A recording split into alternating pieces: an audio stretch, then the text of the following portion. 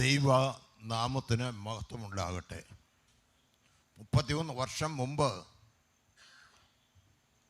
കർത്തദാസൻ K ജവർഗീസിൻ്റെ വീട്ടിൽ പ്രാർത്ഥിച്ച് തുടങ്ങിയ ആ പ്രാർത്ഥന അന്ന് തുടങ്ങാനായിട്ട് എനിക്കാണ് അവസരം കിട്ടിയത്. അന്ന് ചെറിയൊരു ഗ്രൂപ്പായിരുന്നു. എന്നാൽ അത് വളർന്ന ഇവിടുത്തെ IPCയുടെ ഒരു വലിയ സഭയായി ഇത് മാറുവാൻ ഇടയാക്കിക്കൊണ്ട് ദൈവത്തിന് സ്തോത്രം ചെയ്യുന്നു. വിശ്വസ്തരായ അനേക വിശ്വാസികളെ കുടുംബങ്ങളെ ദൈവം നൽകിയതുകൊണ്ട് സ്തോത്രം ചെയ്യുന്നു. ഇന്ന് ഇവിടെ പ്രസംഗിക്കാൻ വന്നിരിക്കുന്ന പാസ്റ്റർ ഷമീർ കൊല്ലമാണ്. ഞങ്ങൾ തമ്മിൽ ദീർഘവർഷങ്ങളിലെ പരിചയമുണ്ട്.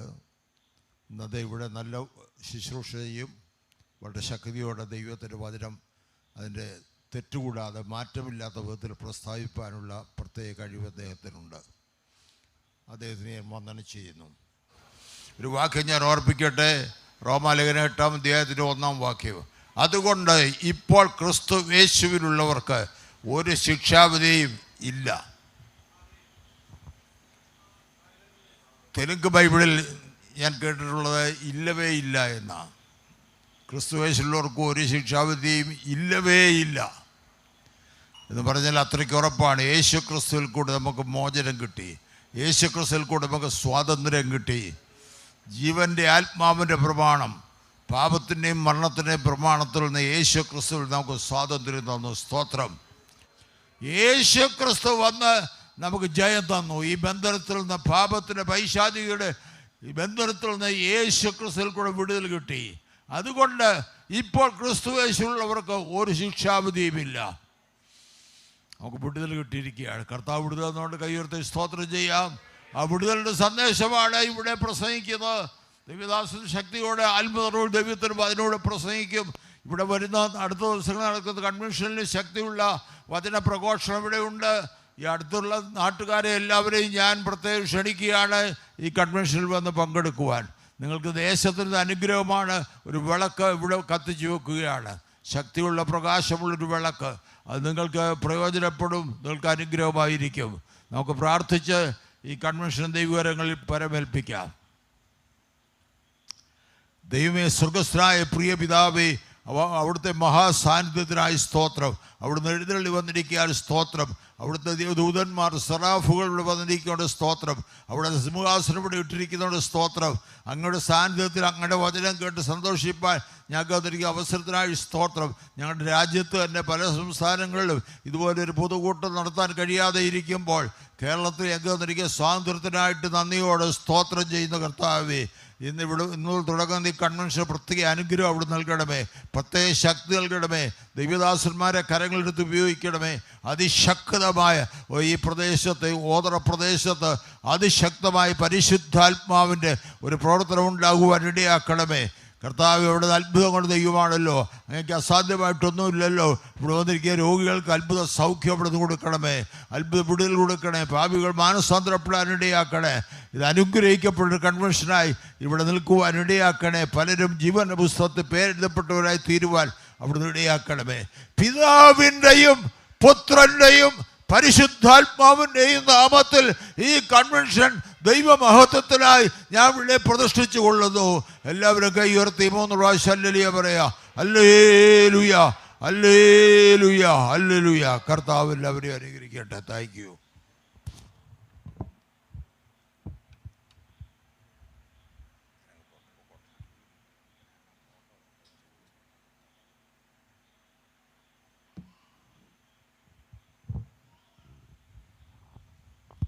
വളരെ ചുരുങ്ങിയ സമയം കൊണ്ട് അനുഗ്രഹിതമായ നിലയിൽ ഈ കൺവെൻഷൻ ദൈവകരങ്ങൾ സമർപ്പിച്ച കർത്താവിൻ്റെ ദാസൻ റവറൻ ഡോക്ടർ KC ജോൺ സാറിനോട് സഭയുടെ പേരിൽ, വ്യക്തിപരമായ പേരിൽ പ്രത്യേകമായി നന്ദി അറിയിക്കുന്നു. ദാസനെ കർത്താവ് ശക്തമായിട്ട് ഉപയോഗിക്കട്ടെ. കഴിഞ്ഞ നാളുകളിലൊക്കെ ശാരീരികമായി ക്ഷീണിതനായിരുന്നെങ്കിലും ഓതറ സഭ ശക്തമായിട്ട് പ്രാർത്ഥിച്ചു. ഇന്ന് രാത്രിയിൽ ഇവിടെ കടന്നു വന്ന് ഈ കൺവെൻഷൻ ഉദ്ഘാടനം ചെയ്യുവാൻ കർത്താവിൻ്റെ ദാസനെ ദൈവം ബലപ്പെടുത്തിയതോർത്ത് ആ കരമുയർത്തി കർത്താവിനൊന്ന് സ്തോത്രം ചെയ്താട്ടെ. ആമേൻ സ്തോത്രം. ഈ കൺവെൻഷനെ കുറിച്ച് ദീർഘനാളുകൾക്ക് മുമ്പ് ഞങ്ങൾ ആഗ്രഹിക്കുകയും പ്രാർത്ഥിക്കുകയും ചെയ്തു. ആമേൻ. ചില ദിവസങ്ങൾക്ക് മുമ്പ് ഈ കൺവെൻഷൻ്റെ ഫ്ലെക്സുകൾ ഞങ്ങൾ പലയിടങ്ങളിൽ സ്ഥാപിക്കുവാനിടയായി. ഞങ്ങളുടെ സഭയിൽ ഒരു അനുഗ്രഹിക്കപ്പെട്ട മോളുണ്ട്, അവളുടെ പേര് ഫേബ ജേക്കബ് എന്നാണ്.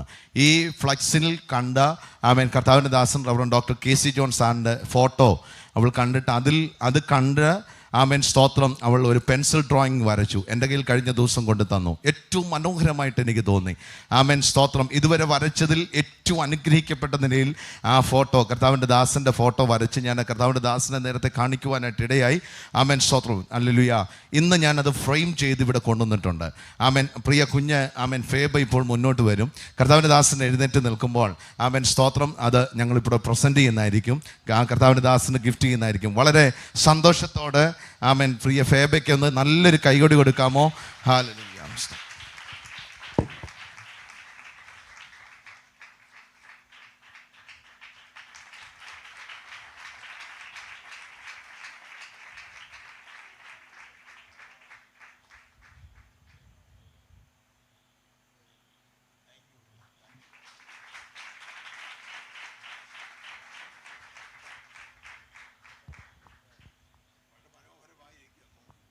മനോഹരമായിരിക്കുന്നു.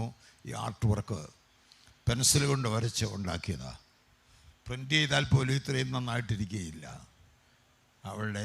അവൾക്ക് ദൈവം കൊടുത്ത ആർട്ടിനുള്ള കഴിവ് അവൾ ഉപയോഗിച്ചു. ഇനിയും നിരവധി കാര്യങ്ങൾ ചെയ്യുവാൻ ദൈവം സഹായിക്കട്ടെ. Amen. Thank you. Praise the Lord. കർത്താവ് നമ്മെ സഹായിക്കട്ടെ. ആമേൻ. തുടർന്ന് ആമേൻ സ്തോത്രം ഒരു ചെറിയ പാട്ടിൻ്റെ ആമേൻ ഇരണ്ടികൾ ആമേൻ ഇപ്പോൾ മ്യൂസിക് ടീം വന്ന് ആമേൻ പാടുന്നതായിരിക്കും. അതിനുശേഷം കർത്താവിൻ്റെ ദാസൻ ആമേൻ ഷമീർ കൊല്ലം അവറുകൾ ദൈവവചനത്തിന് ശുശ്രൂഷിക്കും. വളരെ പ്രാർത്ഥനയോടുകൂടെ നമുക്ക് ദൈവസന്നിധിയിലായിരിക്കാം. കർത്താവ് നമ്മെ എല്ലാവരെയും സഹായിക്കട്ടെ. ആമേൻ. വളരെ സന്തോഷത്തോട് കരമൊന്ന് ഉയർത്തി കർത്താവിനൊന്ന് സ്തോത്രം ചെയ്താട്ട്. ഹല്ലേലൂയ. കർത്താവിൻ്റെ സാന്നിധ്യം ഇവിടെ ഉണ്ടെന്ന് വിശ്വസിക്കുന്നവർ, ഇന്ന് രാത്രി ഈ പന്തലിൽ കടന്നു വന്നവർ, രോഗികളായി കടന്നു വന്നവർ, സൗഖ്യത്തോടെ ആശ്വാസത്തോടെ മടക്കി അയക്കുവാൻ കഴിവുള്ള കർത്താവ് ഇന്ന് രാത്രി നമ്മുടെ നടുവിലുള്ളത് ഓർത്ത് നമുക്ക് നന്ദിയോടെ കർത്താവിന് സ്തോത്രം ചെയ്യാം. ഒരുമിച്ച് പാടി നമ്മുടെ കർത്താവിനെ നമുക്ക് ഒന്നിച്ച് ആരാധിക്കാമല്ലോ. ഹല്ലേലൂയ.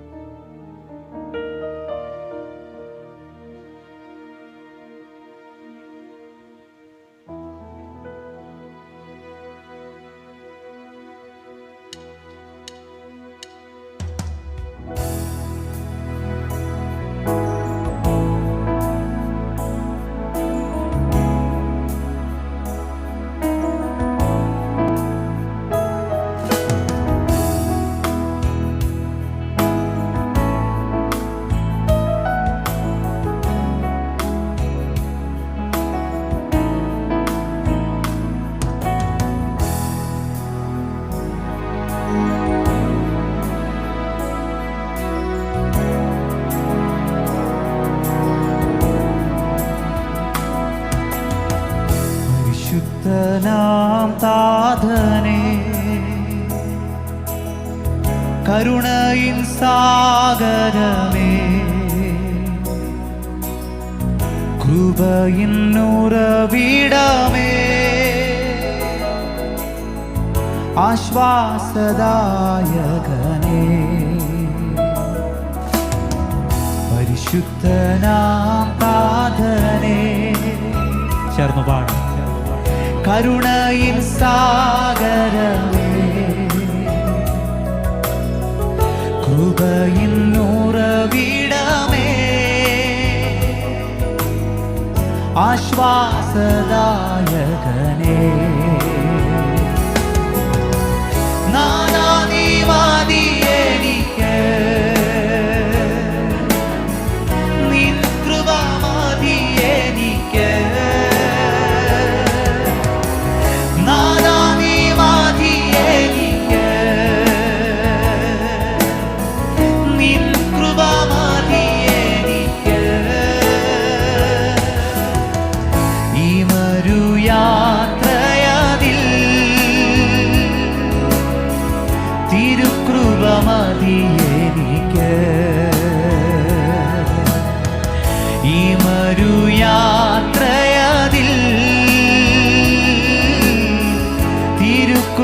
മതി എനിക്ക്. ജീവിതയാത്രയതിൽ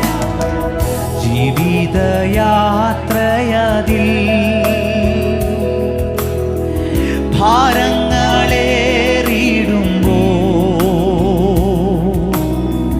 തളരാതെയോടിടുവാ തിരുകൃപ മതി എനിക്ക്. ദൈവസഭ ചേർന്ന് പാടാം. ജീവിതയാത്രയതിൽ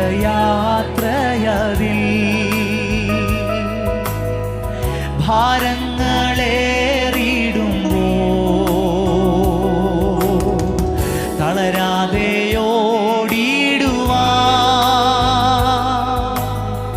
തിരുകൃപ മതി. നാഥാ നീ മതി എനിക്ക്, നാഥാ നീ മതി എനിക്ക്. നിൻ കൃപ മതി എനിക്ക്, നാഥാ നീ മതി എനിക്ക്. നിൻ കൃപ മതി എനിക്ക്. ഈ മരുയാത്രയിൽ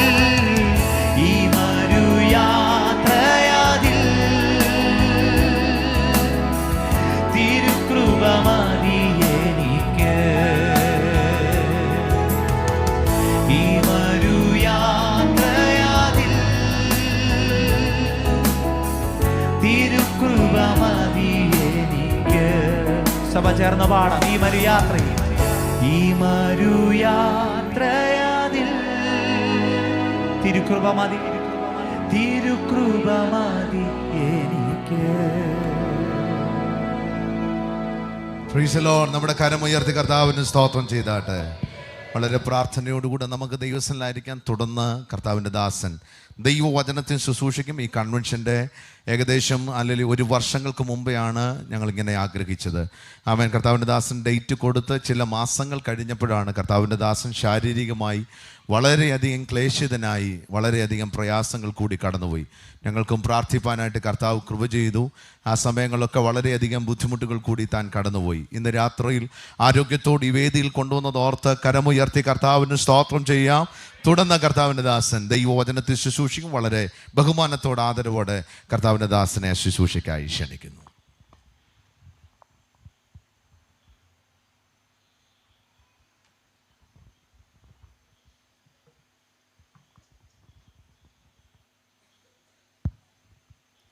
പ്രൈസ് ദി ലോർഡ്. കരങ്ങളെ ഉയർത്തി കർത്താവിനെ സ്തുതിച്ചാട്ടെ. ഹല്ലേലൂയ. കർത്താവിൻ്റെ പരിശുദ്ധ നാമത്തിന് മഹത്വമുണ്ടാകട്ടെ. കർത്താവിൽ ബഹുമാന്യരായ ദൈവദാസന്മാർ, പ്രത്യേകാൽ ദൈവസഭയുടെ ശുശ്രൂഷകനായിരിക്കുന്ന കർത്താവിൻ്റെ ദാസൻ കുടുംബം, ഈ മീറ്റിംഗ് പ്രാർത്ഥിച്ച് ദൈവകരങ്ങളിൽ സമർപ്പിച്ച ബഹുമാന്യ കർത്താവിൻ്റെ ദാസൻ കെ.സി. ജോൺ സാറ്, ഈ യോഗത്തിൽ കടന്നു വന്നിരിക്കുന്ന കർത്താവിൻ്റെ വേലക്കാരായ ബഹുമാന്യ ദൈവദാസന്മാർ, വചന കേൾവിക്കായി പ്രാർത്ഥനയോടെ കടന്നു വന്ന ദൈവമക്കൾ, ഞാൻ യാത്ര ചെയ്തു വരുമ്പോഴേ ശ്രദ്ധിച്ചു, ഇവിടുന്ന് ഏതാണ്ട് വലിയ ദൂരത്തിൽ ഈ ശബ്ദം കേൾക്കുന്ന നിലയിലുള്ള ക്രമീകരണങ്ങൾ ചെയ്തിട്ടുണ്ട്. അപ്പോഴാ കൂടുതൽ സന്തോഷമുണ്ടായത്. കാരണം പരസ്യങ്ങളിൽ പൊതുജനം കേൾക്കുന്നിടത്ത് പ്രസംഗിക്കാൻ കൂടുതൽ ഇഷ്ടപ്പെടുന്ന ഒരാളെന്ന നിലയിൽ ഇങ്ങനെ ക്രമീകരിക്കപ്പെട്ടതിൽ സന്തോഷമുണ്ട്. ഈ ശബ്ദപരിധിയിൽ എന്നെ കേൾക്കുന്ന എല്ലാ മാന്യ സഹോദരങ്ങൾക്കും സ്നേഹവന്ദനം. വളരെ കൃത്യമായ നിലയിൽ സമയക്രമീകരണം ചെയ്ത് വളരെ ഭംഗിയായിട്ട് മുന്നോട്ട് പോയിക്കൊണ്ടിരിക്കുകയാണ്. മനോഹരമായ നിലയിൽ ഗാന ശുശ്രൂഷ നിർവഹിച്ചുകൊണ്ടിരിക്കുന്ന പ്രിയ കുഞ്ഞുങ്ങൾ, വളരെ വേഗത്തിൽ ദൈവവചനത്തിലെ ചിന്തയിലേക്ക് പ്രവേശിപ്പാൻ ഞാൻ കർത്താവിൽ ആശിക്കുന്നു. ഇന്ന് രാത്രിയിലെ തിരുവചന ചിന്തയ്ക്ക് ആധാരമായി അപ്പോസ്തലനായ പൗലോസ് എബ്രായർക്ക് എഴുതിയ ലേഖനം 9-ാം അധ്യായം 27-28 തിരുവചന ഭാഗം മൈക്കിൽ കൂടെ ശബ്ദമുയർത്തി വായിച്ച് നമ്മെ കേൾപ്പിക്കും. ഒരിക്കൽ മരിക്കുകയും പിന്നെ ന്യായവിധിയും മനുഷ്യർക്ക് നിയമിച്ചിരിക്കയാൽ ക്രിസ്തുവും അങ്ങനെ തന്നെ അനേകരുടെ പാപങ്ങളെ ചുമപ്പാൻ ഒരിക്കൽ അർപ്പിക്കപ്പെട്ടു. തനിക്കായി കാത്തു നിൽക്കുന്നവരുടെ രക്ഷയ്ക്കായി അവൻ പാപം കൂടാതെ രണ്ടാമത് പ്രത്യക്ഷനാകും. ഒരിക്കൽ മരിക്കുകയും പിന്നെ ന്യായവിധിയും മനുഷ്യർക്ക് നിയമിച്ചു. ആര് നിയമിച്ചു? ഉണ്ടെന്നില്ല. ആര് നിയമിച്ചു? ദൈവം നിയമിച്ചു. ദൈവമില്ല എന്ന് പറയുന്ന ഒരു തലമുറയുടെ കാലഘട്ടത്തിലാണ് നമ്മൾ ജീവിക്കുന്നത്. ഇന്നത്തെ തലമുറ ദൈവമില്ലെന്നാണ് പറയുന്നത്. എന്നാൽ പണവും പദവിയും അധികാരവും ഒക്കെ ഉണ്ടെങ്കിൽ മനുഷ്യൻ വിചാരിച്ചാൽ നടക്കാത്തതൊന്നുമില്ല എന്നാണ് ദൈവമില്ലെന്ന് പറയുന്നവരുടെ തിയോളജി. പണം ഉപയോഗിച്ചോ പദവി ഉപയോഗിച്ചോ അധികാരം ഉപയോഗിച്ചോ എന്തെല്ലാം കണ്ടുപിടുത്തങ്ങൾ ഉപയോഗിച്ചാലും ദൈവമില്ലെന്ന് പറയുന്ന ആർക്കെങ്കിലും ദൈവം വെച്ച ഈ നിയമം മാറ്റുവാനായി സാധിക്കില്ല. എന്ന് പറഞ്ഞാൽ മനുഷ്യനായി പറഞ്ഞവരാരും ഇനി മരിക്കരുത് എന്നൊരു കണ്ടുപിടുത്തം ഉണ്ടാക്കാൻ ആരെങ്കിലും ഒരു കണ്ടുപിടുത്തത്തിനായി തുനിഞ്ഞിറങ്ങിയാൽ അത് കണ്ടുപിടിച്ച് തീരുന്നതിന് മുമ്പേ അവനും തട്ടിപ്പോകുമെന്നുള്ളതാണ് ചരിത്രം നമ്മെ കാണിച്ചു വന്നിരിക്കുന്ന സത്യം. അതുകൊണ്ട് ദൈവമില്ല എന്ന് മൂഢൻ തൻ്റെ ഹൃദയത്തിൽ പറയുന്നു എന്ന് തിരുവഴുത്തിൽ എഴുതിയിരിക്കുമ്പോൾ ഇന്ന് രാത്രി എൻ്റെ കേൾവിക്കാർ മനസ്സിലാക്കണം, ഒരു ദൈവമുണ്ട്. സ്തോത്രം. ഒരിക്കൽ മരിക്കയും പിന്നെ ന്യായവിധിയും മനുഷ്യർക്ക് നിയമിച്ചിരിക്കുന്നു. അടുത്ത ഭാഗം, അങ്ങനെ തന്നെ ക്രിസ്തുവും അനേകരുടെ പാപങ്ങളെ ചുമപ്പാൻ ഒരിക്കൽ അർപ്പിക്കപ്പെട്ടു. വീണ്ടും പറയുന്നു, തനിക്കായി കാത്തു നിൽക്കുന്നവരുടെ രക്ഷയ്ക്കായി യേശു പാപം കൂടാതെ രണ്ടാമതും പ്രത്യക്ഷനാകും. ഇന്ന് രാത്രി ഓദരദേശത്തോട് ഞങ്ങൾ വിളംബരം ചെയ്യുന്നു, യേശു ക്രിസ്തു മടങ്ങി വരാൻ പോവുകയാണ്. ഹല്ലേലൂയ. യേശു വീണ്ടും മടങ്ങി വരും. നമ്മുടെ അകത്ത് തന്നെ ആളുള്ളൊരു ഇപ്പം ചോദിച്ചു തുടങ്ങി, എങ്ങാനും വരുമോ? കാലം കുറേ ആയി ഇത് കേൾക്കുന്നു. കുഞ്ഞു പ്രായം തൊട്ട് പെന്തിക്കോസ് അപ്പച്ചന്മാരെ കയറി നിന്ന് വിളിച്ചു പോകുന്നു, യേശു വരുന്നു, യേശു വരുന്നു. കാലം എത്രയായി ഇതുവരെ വന്നില്ല, ഇനി എങ്ങാനും വരാനാണോ എന്നൊക്കെ അകത്തുള്ളവരും ഒക്കെ ചിന്തിച്ചു തുടങ്ങിയെങ്കിലും ഇന്ന് രാത്രി ഇങ്ങനെ പറയാം, പിതാക്കന്മാരുടെ കാലം തൊട്ടേ പറഞ്ഞു തുടങ്ങിയ സകല അടയാളങ്ങളും സകല ലക്ഷണങ്ങളും അതിൻ്റെ അന്ത്യപദത്തിൽ എത്തി നിൽക്കുന്നു. അതുകൊണ്ട് കാലമേറെയില്ല, അധികകാലം താമസമില്ല, വരുവാനുള്ളവൻ വരും. ഒരിക്കൽ കൂടി വിളംബരം ചെയ്യുന്നു, യേശു ക്രിസ്തുവിന്റെ രണ്ടാമത്തെ വരവ് ഏറ്റവും അടുത്തിരിക്കുന്നു. അപ്പൊ രണ്ട് ചിന്തയാണ് ഈ വേദഭാഗത്തിൽ രേഖപ്പെടുത്തിയിരിക്കുന്നത്. ഒന്ന്, യേശുക്രിസ്തു ഒരിക്കലായി ലോകത്തിലേക്ക് വന്നു. രണ്ട്, ഇനി ആ യേശുക്രിസ്തു വീണ്ടും വരും. രണ്ട് ചിന്തകൾ വിശദീകരിക്കാനുള്ള സമയപരിമിതി ഉണ്ട്. എങ്കിലും യേശു എന്തിനാണ് ലോകത്തിലേക്ക് വന്നതെന്നും ഇനി എന്തിനാണ് വീണ്ടും വരാൻ പോകുന്നതെന്നും പ്രധാനപ്പെട്ട വാക്യങ്ങളിലൂടെ മാത്രം കടന്നുപോയി തക്ക സമയത്ത് വാക്കുകൾക്ക് വിരാമം കുറിക്കാൻ ആശിക്കുന്നു. ഇവിടെ ഈ പന്തലിൽ കടന്നു വന്നവർക്ക് പ്രത്യേകം പരിചയപ്പെടുത്തേണ്ട ആവശ്യമില്ല. എങ്കിലും പുറത്ത് ഒരുപാട് സഹോദരങ്ങൾ ഈ സന്ദേശം കേൾക്കുന്നത് കൊണ്ട് ഒരു വാക്കിൽ പരിചയപ്പെടുത്തട്ടെ. ഇവിടെ ഓർപ്പിച്ചതുപോലെ എൻ്റെ പേര് ഷമീർ എന്നാണ്. ബാപ്പാൻ്റെ പേര് അബ്ദുൽ സലാം എന്നും ഉമ്മാൻ്റെ പേര് ജമീല ബീവി എന്നുമാണ്.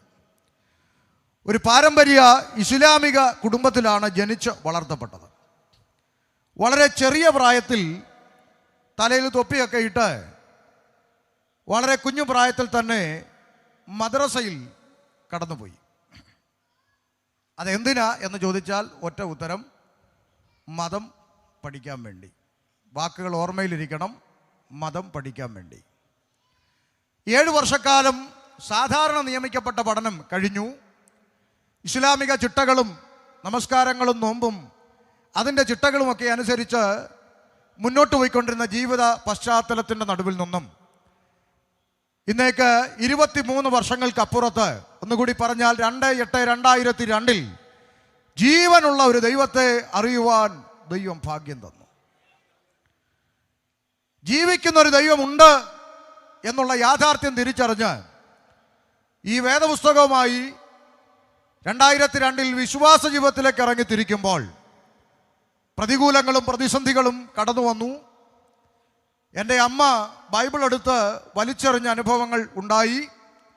എന്നാൽ ഇന്ന് എവിടെ പ്രാർത്ഥനയുണ്ടെന്ന് തപ്പി നടക്കുകയാണ്. അങ്ങനെ കൃപയാൽ മാതാവും സഹോദരങ്ങളും അടക്കം എല്ലാവരും വിശ്വാസ ജീവിതത്തിലേക്ക് കടന്നു വരുവാനിടയായി.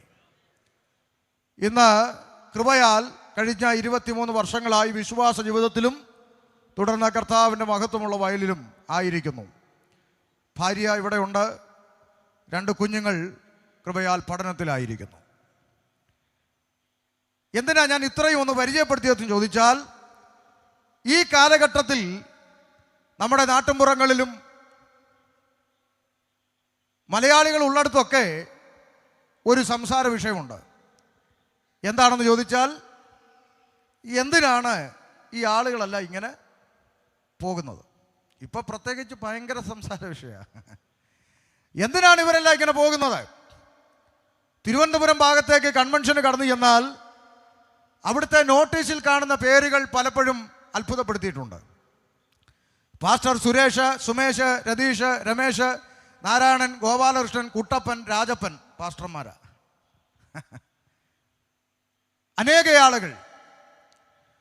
മറുഭാഗത്ത് ഇപ്പൊ എന്നെ പോലെ pastor Siyad Muhammad, pastor Shajahab Malappuram, pastor Muneer, Rafeeq, Abdul Samad, Abdul Wahab, ഇങ്ങനെ അനേക ആളുകൾ, റംല തോമസ്, സൗദ ബീവി, അനേക ആളുകൾ യേശുക്രിസ്തുവിൻ്റെ പിന്നാലെയാണ്.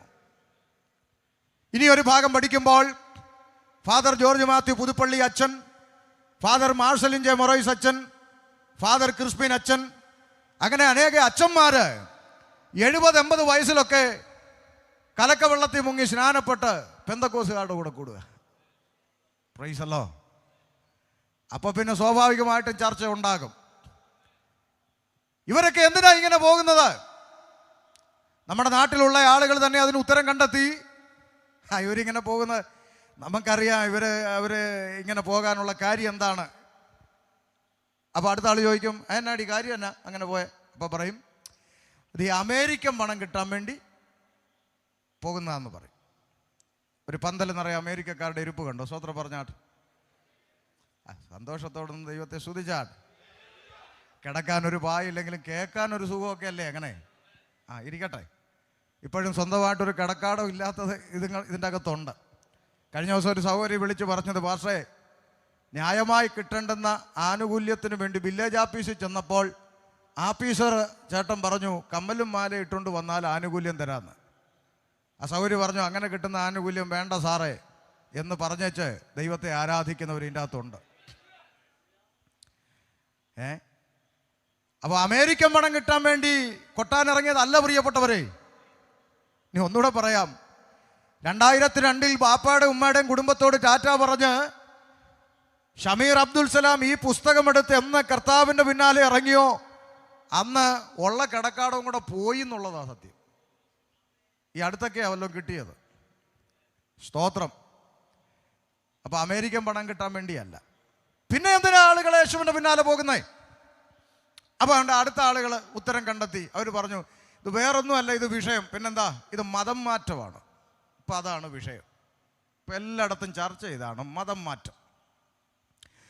നാളൊരു ചേച്ചി TV വന്നിട്ട് പറയുകയാണ്, ഈ പെന്തക്കോസുകാർ ഉപദേശിമാരെ വീട്ടിൽ കയറ്റരുത്. എന്താണെന്ന് ചോദിച്ചു.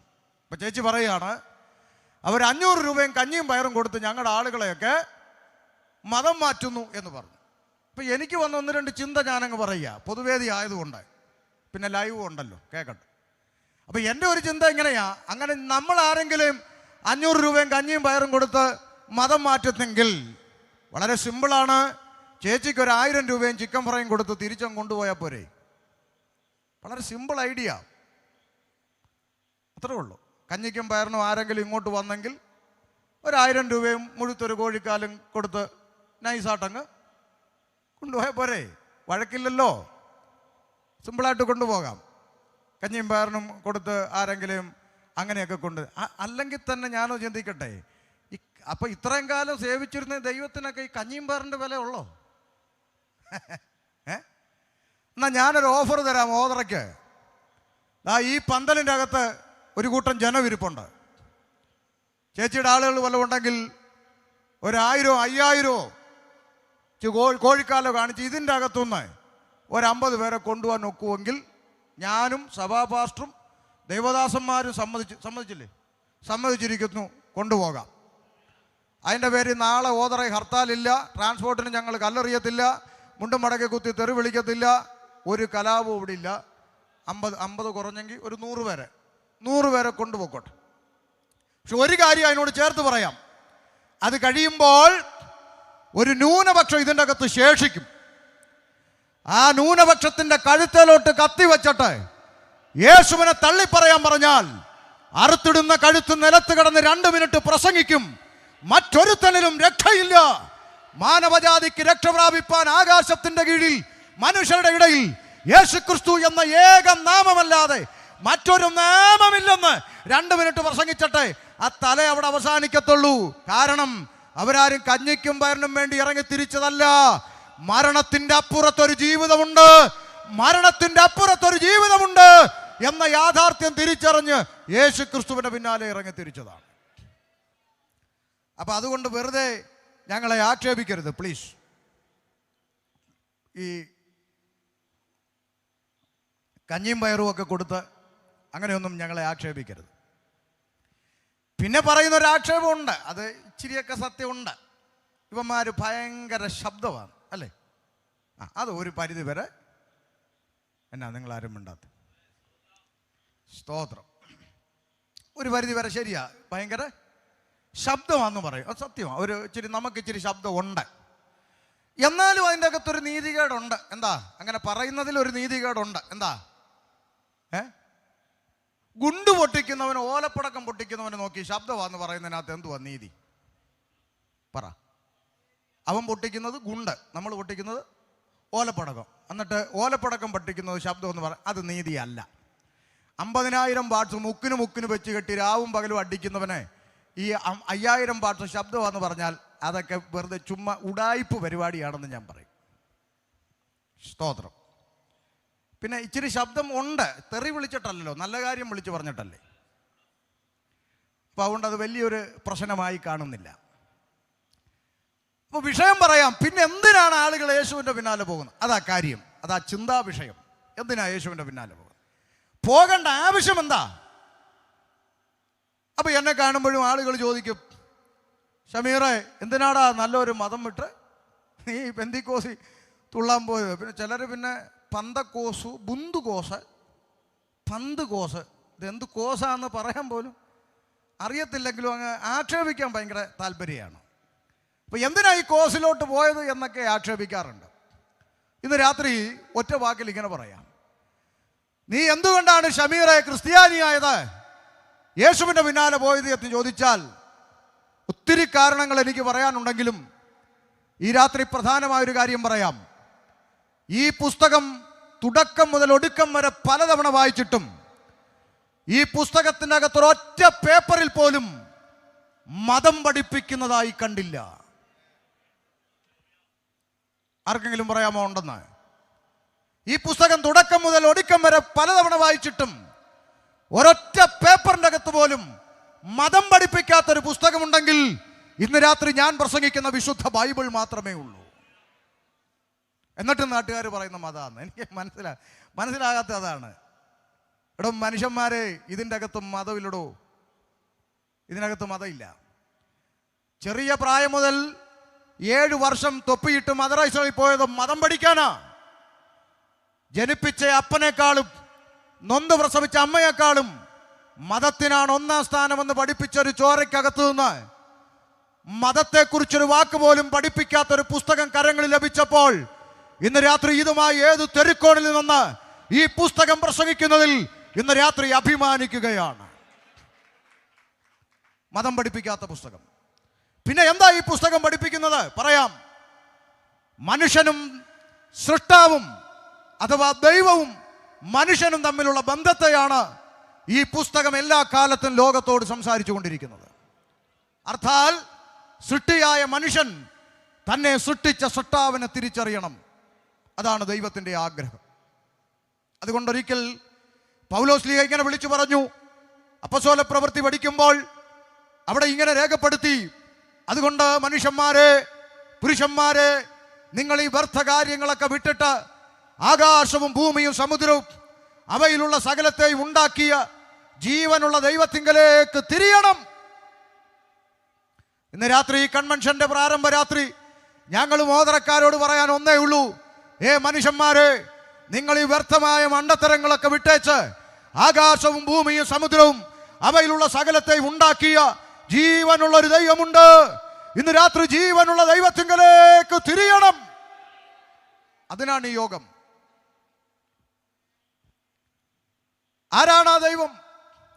എവിടെയാണ് ആ ദൈവത്തെ കാണാൻ പോകേണ്ടത്? എന്താണ് ചെയ്യേണ്ടത്? അതിനാ വായിച്ചത്, ഒരിക്കൽ ആ ദൈവം വേഷത്തിൽ മനുഷ്യനായി മനുഷ്യരുടെ ഇടയിലേക്ക് ഇറങ്ങി വന്നു. എന്തിന്? വായിച്ചു, അനേകരുടെ പാപങ്ങളെ ചുമപ്പാൻ.